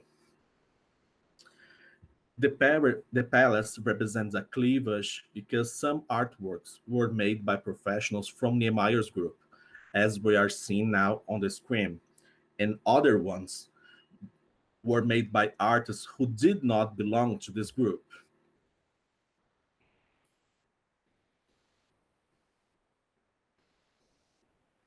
So a question comes up.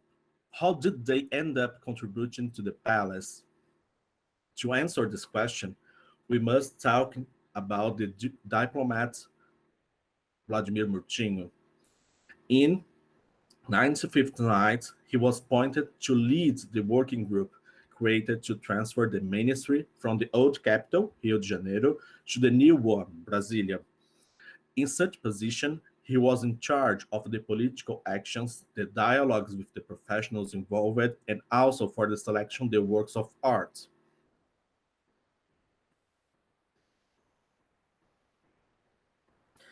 This is important to stress.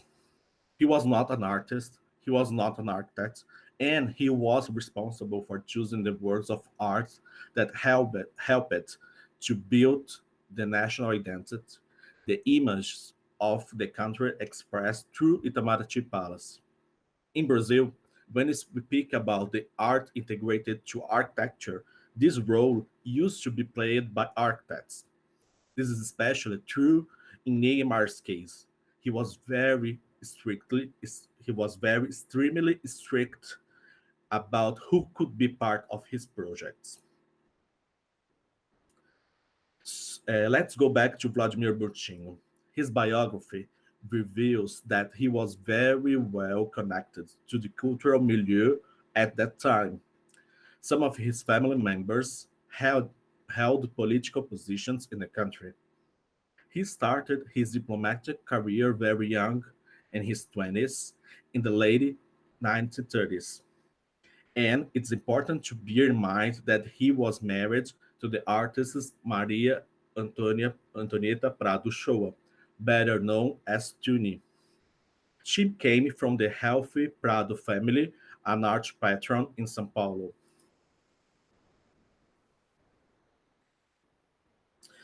Tuni dedicated herself to printmaking, and she worked on institutions like the Modern Art Museum in Rio. There, she worked in production of art exhibitions and with graphic arts. In this sense, Wladimir and Tuni was a couple were well connected to both political and art circuits of São Paulo and Rio de Janeiro. I could identify several primary sources relating to this couple that allowed me to build a network of agents operating in the triangle formed by the cities of Rio, São Paulo, and Brasília. In this triangle, the ministry is the vertex in the new capital, Brasília. I came to this argument after analyzing the archives of the ministry and the Murtinhos family. I systematized all the art exhibition, almost 650, organized or sponsored by the ministry between the 30s and 80s. This huge data collected showed me an intense action to promote Brazilian visual arts and architecture abroad. It also shows an intense dialogue between the ministry and the art institutions headquartered in Rio and São Paulo, especially the modern museums and the São Paulo Art Biennial.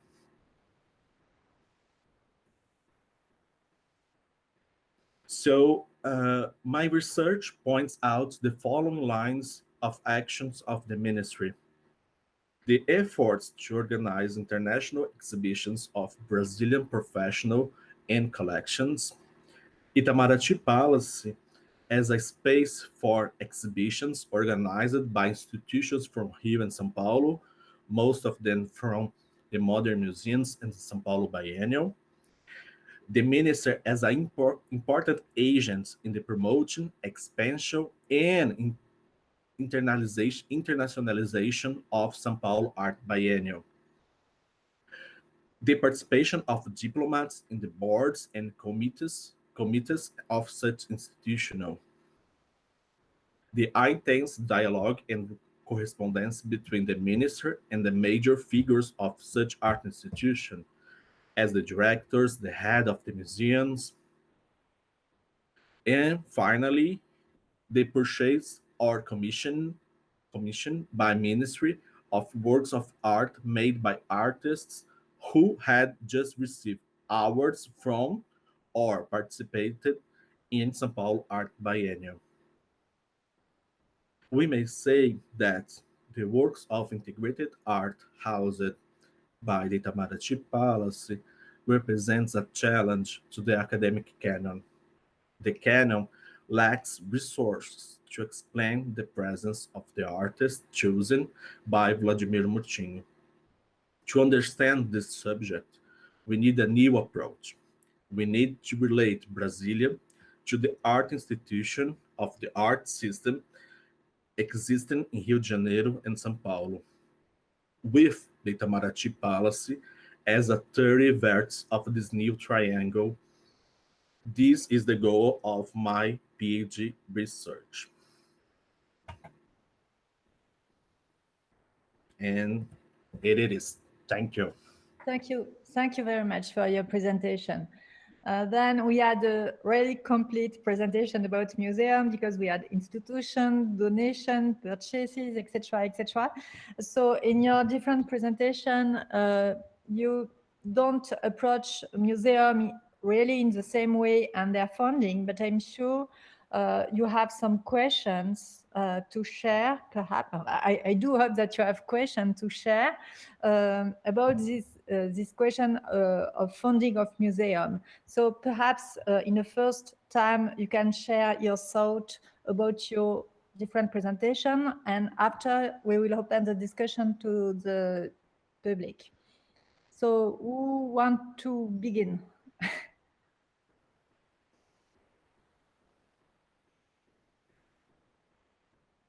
Yes, Diana. Yes, Diana. But previously I didn't saw your face, so I am surprised. I said, "Oh yes, she was a panelist." Yes, okay, Diana. You have to switch on your microphone.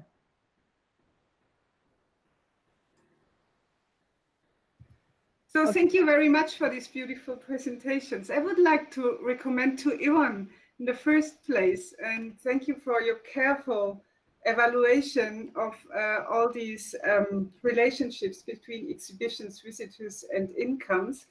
And you you described a really interesting phenomenon, which is hinting to an oversupply of exhibitions in Germany, especially concerning the museums you were looking at. And I think this is something we feel since a couple of years, that we have some kind of an oversupply. And very interesting is that you also found the connection to museum income, which is in one way logical because exhibitions are very cost intensive.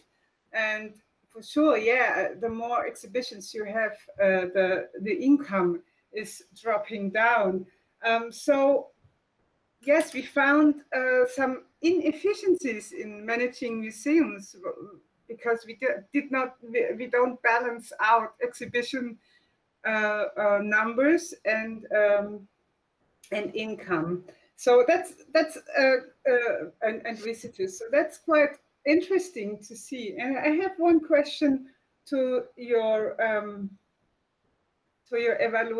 statistical analysis. Did you look at an interaction effect of visitors and income? So because now you're treating these variables more or less as independent ones, but I think that maybe there will be some interaction effects between these factors. Yeah, Diana, thank you for your question and your comments.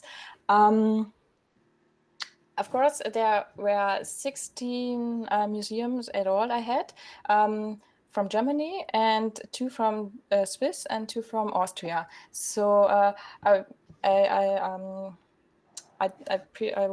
wanted to take the focus not only in the German area, also not only Germany, but it was really difficult to get more about other German-speaking areas. So yes, German museums were focused, and yes, I looked at connection between visitors and income, and this is only a review which I presented. It is not a whole paper and is not really ready. I have to say I finished it the last days, so to present you a little bit I had. So yeah, I looked at the visitors and the income, and the result was it is no result. So there was no linear regression, so there was no really a slope that is relevant. So I was really surprised about this result. Yeah. But I have to say, this is only one part of 3 parts I'm working. So I have the other parts I take at museums and the museum collections. So I collected over 1,200 pieces of works, and I contacted over 340 museums for data and something like that. And the third part is about artworks at the art market, and I searched the internet art price for results and something like that. So I'm really focused, not really on this paper, but I wanted to present you my first results. So it is not really finished. Yeah. Maybe one follow-up question, because you also found a really high correlation between income and expenses, which is showing that the financing of the museums is sustainable somehow.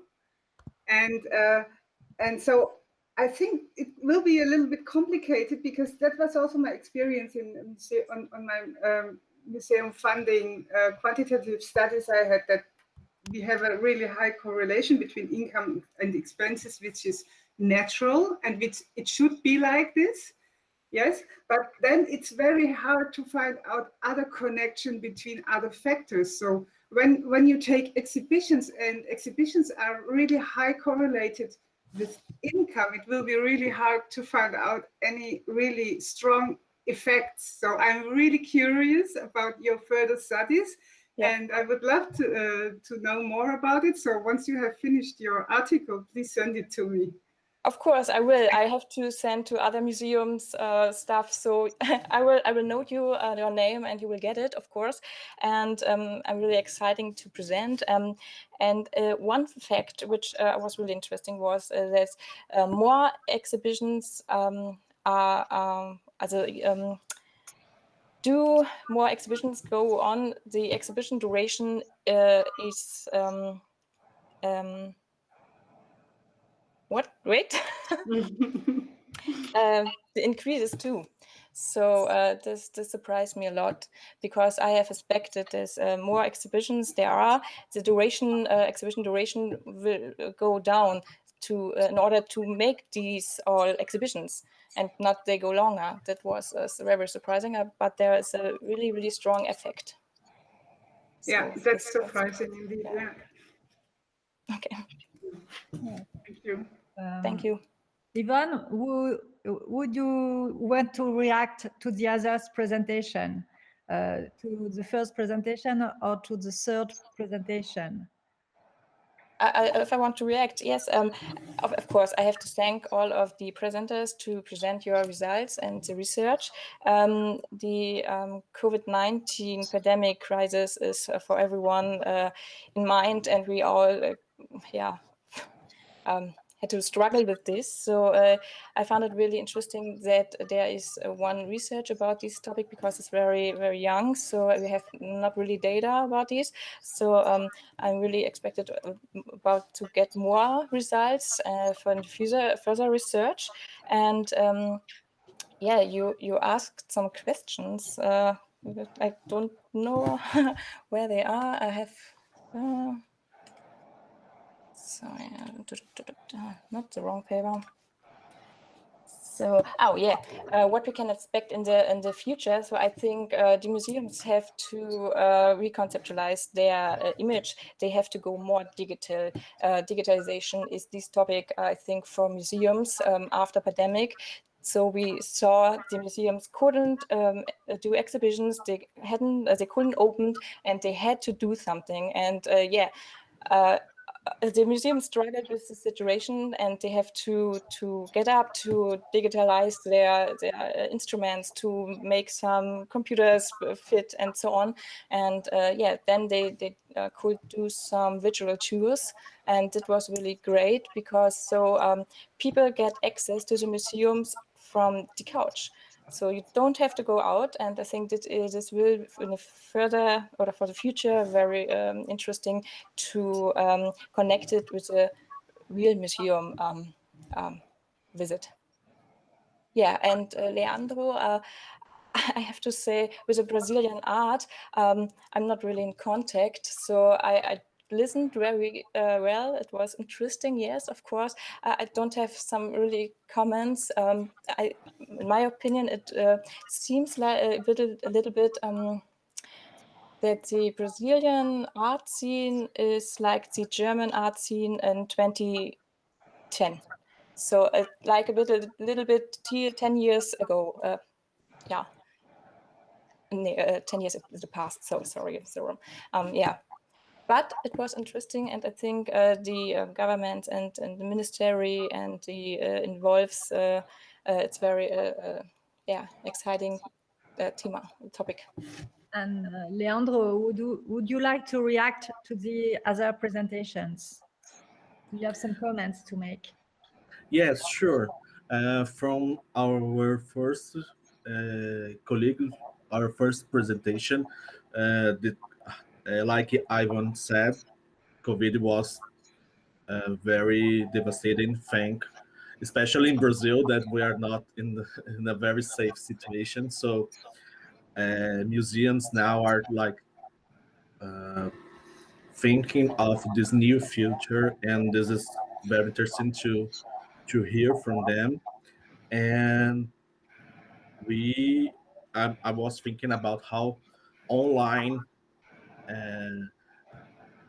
exhibitions could be in the future, or that we can use these online resources exhibition as an art itself.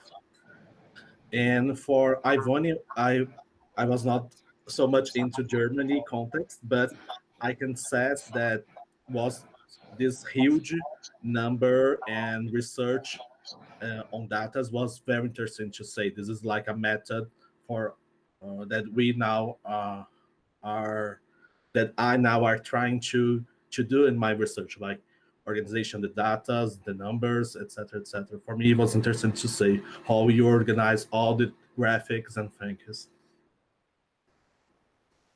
Okay, thank you. I saw that Antonia had a question. So she put her hand a long time ago. So Antonia, if you want to ask your question. Thank you very much. Thanks to all the speakers.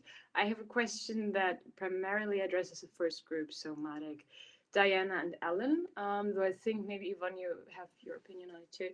I wanted to inquire about the correlation between the conventional forms of funding for a museum and newer structures, newer ideas. So, for example, considering that museums used to receive fundings by, I don't know, installing a group of friends of the museum, or in general receiving donations.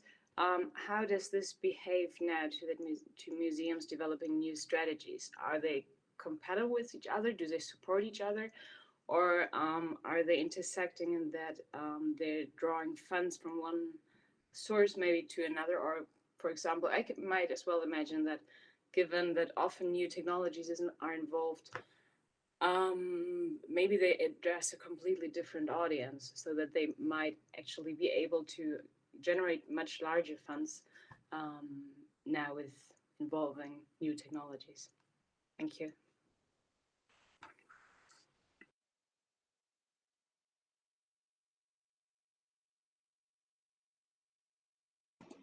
Can I suggest Diana or Marek that one of you starts? I would add something about museum size, but maybe it's better to address the question directly.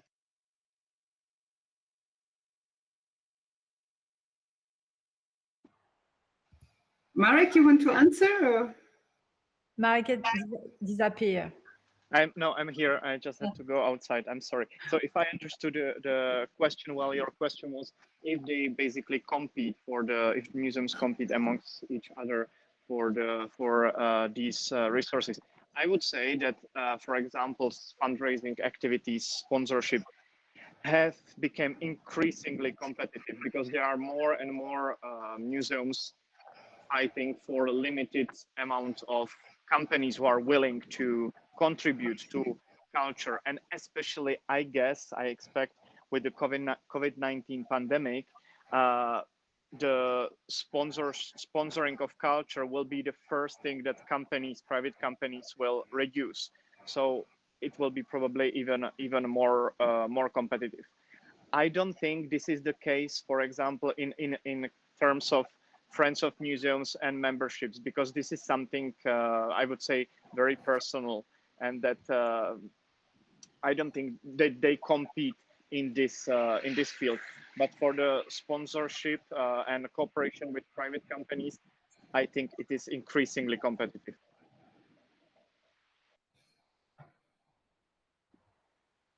Okay, Paul, you had a question to Yvonne, if I am not wrong, or a remark. Do you want to intervene? Oh no, I was just going to say that the relationship between revenue and attendance, I think, is a bit more complicated than what was posted in the YouTube results, particularly in the way that attendance figures are reported to donors and government agencies in order to generate funding. So there's a temporal lag between the effect that attendance has. So there's the immediate revenue from the ticket price, but there's like a lag between the impact that attendance figures have in terms of annual reporting that then justifies, grants, but also development outreach, right? So I think, I think the relationship there is much more complicated, and it might be a little harder to test directly.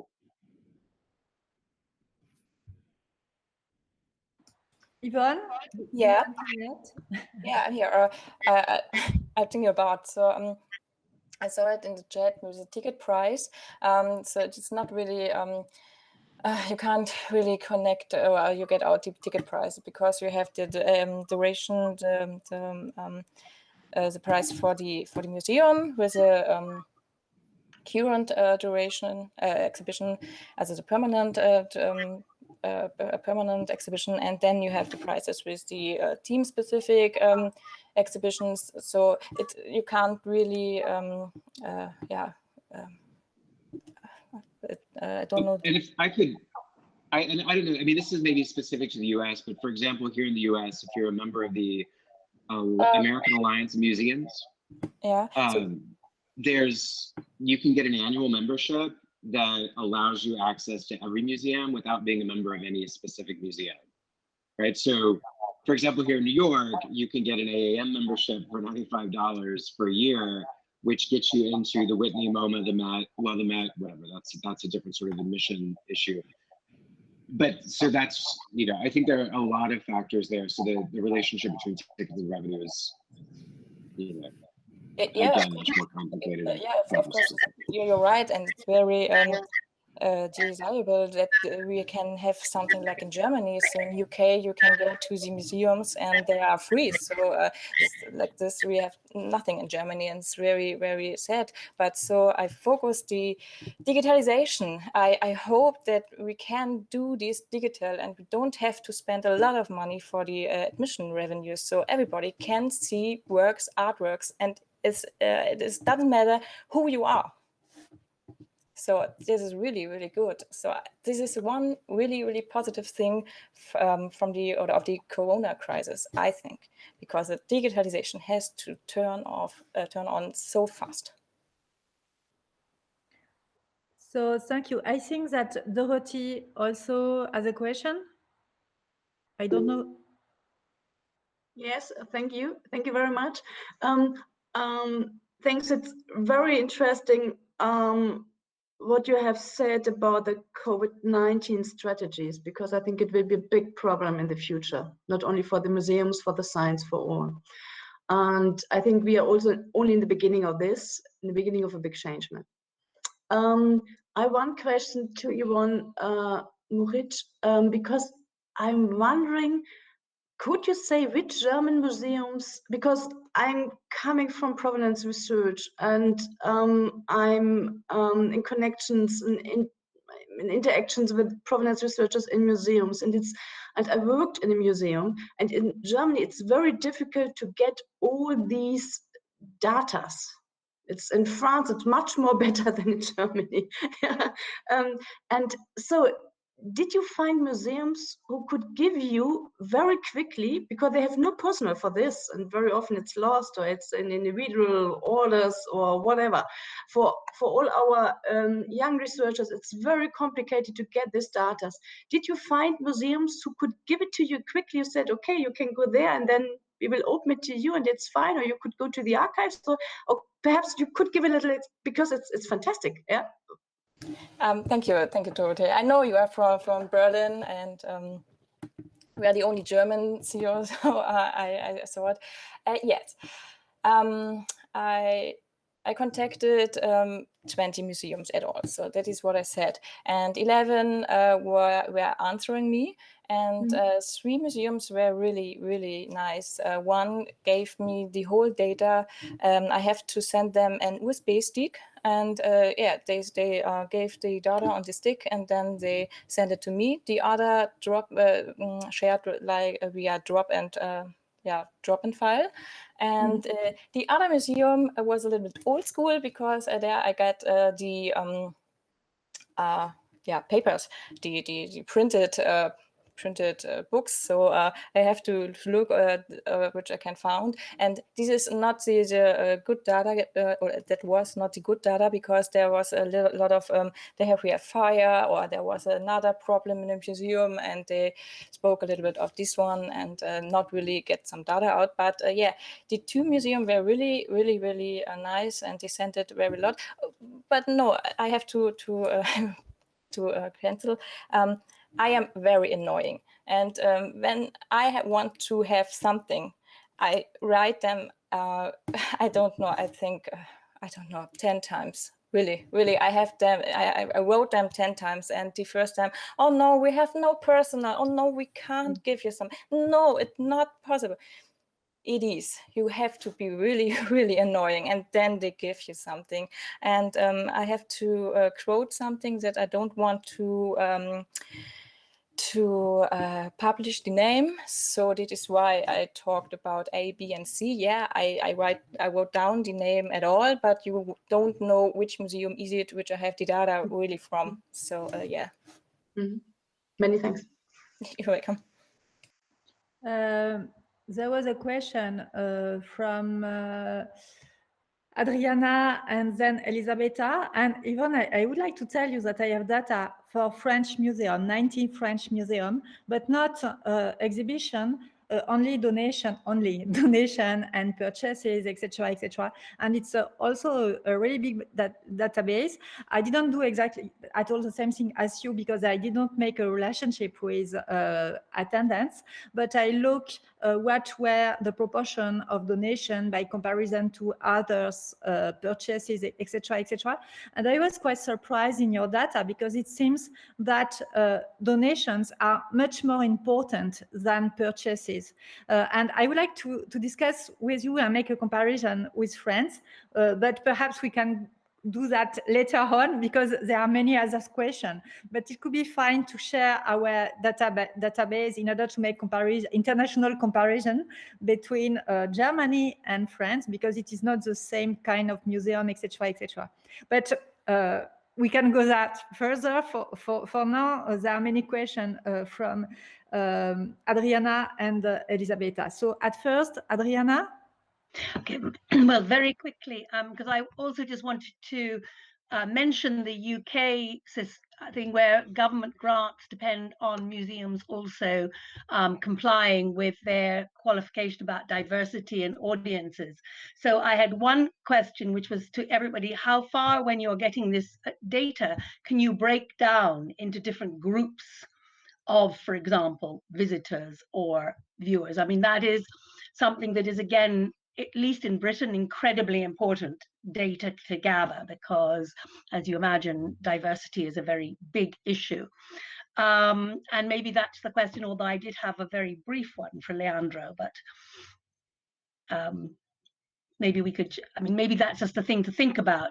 And given that we've talked about that quite a lot, can I just ask Leandro, are your government buildings open at all to public? I mean, who views them? And is that something that is important? And if you covered that, I'm sorry. So Leandro, do you want to answer? Adriana? Yeah. Yeah, thank you, Adriana, for your question. Yes, most of the Brasília palaces are open, but they are like a few hours to public, and it's possible to have in tours, but it's not all the palace open to the public. So a few places you can go there and have the visit. So, for example, in Itamaraty Palace, the tour not pass by all the artworks. So just the main spaces and the more open spaces. So there are artworks that is restricted to the public. But a large number of the Brasília palaces is open to public in tours in a few hours weekly. Thank you, because that obviously makes it get a difference to the way in which the artist is seen as opposed to local and international audiences. Yeah.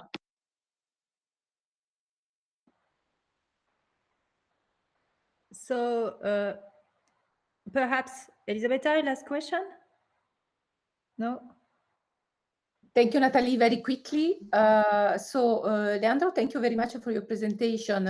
I think this is a quite particular case because we are in presence of integrated visual arts in architecture. So very much depending on not only on the commissioners, but also on the architecture itself, especially in the case of Oscar Niemeyer, who was the architect of Brazil. And yeah, I was suggesting your presentation when you talk about the diplomat spouse of the Brazilian artist, and therefore exploiting their network. This reminded me a chapter, even if Marcela Rusinko applies it to couples of artists, this reminds me for the mechanics, and moreover, at the time, Brazil was pretty much influenced also by cultural policy from Eastern Europe, like most of Latin America. And then very quickly to Yvonne. Yvonne, you have a great wealth of data in your paper. I understood that you have collected data not only from Germany, but also from, I assume, German-speaking Switzerland and Austria. So I have an institutional comment.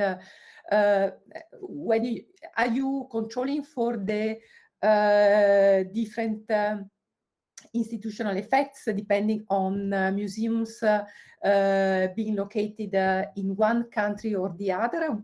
Because the situation changed quite a lot.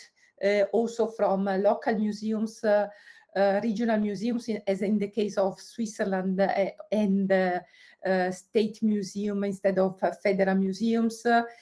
And finally, if you have any private museum in your data. Elizabeth, thank you. No, there's no private museum as an audit as a state, and I can't. I don't have correlated the museums alone, because only one data set I had from the Swiss museum and from the Austria museum. There are only one data set too. So it is too less to correlate them with the German museums, because from them I have 6 data in all. So they all together only make sense, I think. So no, only one museum, the results were not really good. So these are so less and incomplete data. So we have to notice that the results from my paper really get only to get some minds and to get some new focus, and maybe we can focus the research on this topic, and we can we can don't know the word from these. We can make. Don't know. Thank you. You're welcome.